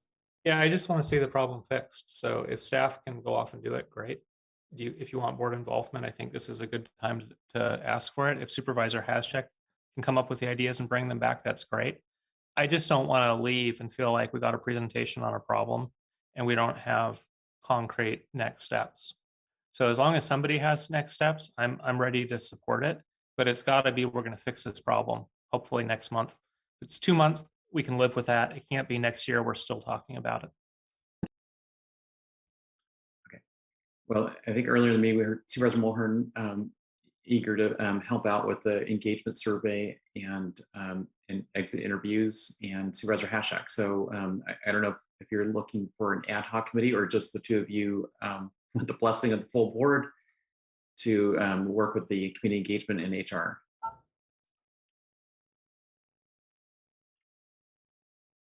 Any preference? I don't have a preference. I don't think it needs to be an ad hoc. We can just be included in the meetings and the conversations with with the blessing of the full board. Okay. So William can make sure that they're included with the community engagement or employee engagement committee and also with the exit interview process and questions. And we're looking forward to something being brought back that we could approve as soon as possible. Okay, will do. Okay, all right, thanks. Just gonna look to either the county council or the CEO's offices. Is there any other information that they would like to share at this time? Chair Jurdy, no, not at this time. My office and County Council's office, we're fine. Thank you. Okay, well, that I think actually concludes our special meeting for today. And we are back here tomorrow morning at 9 a.m. for a regular Board of Supervisors meeting. All right, see you then.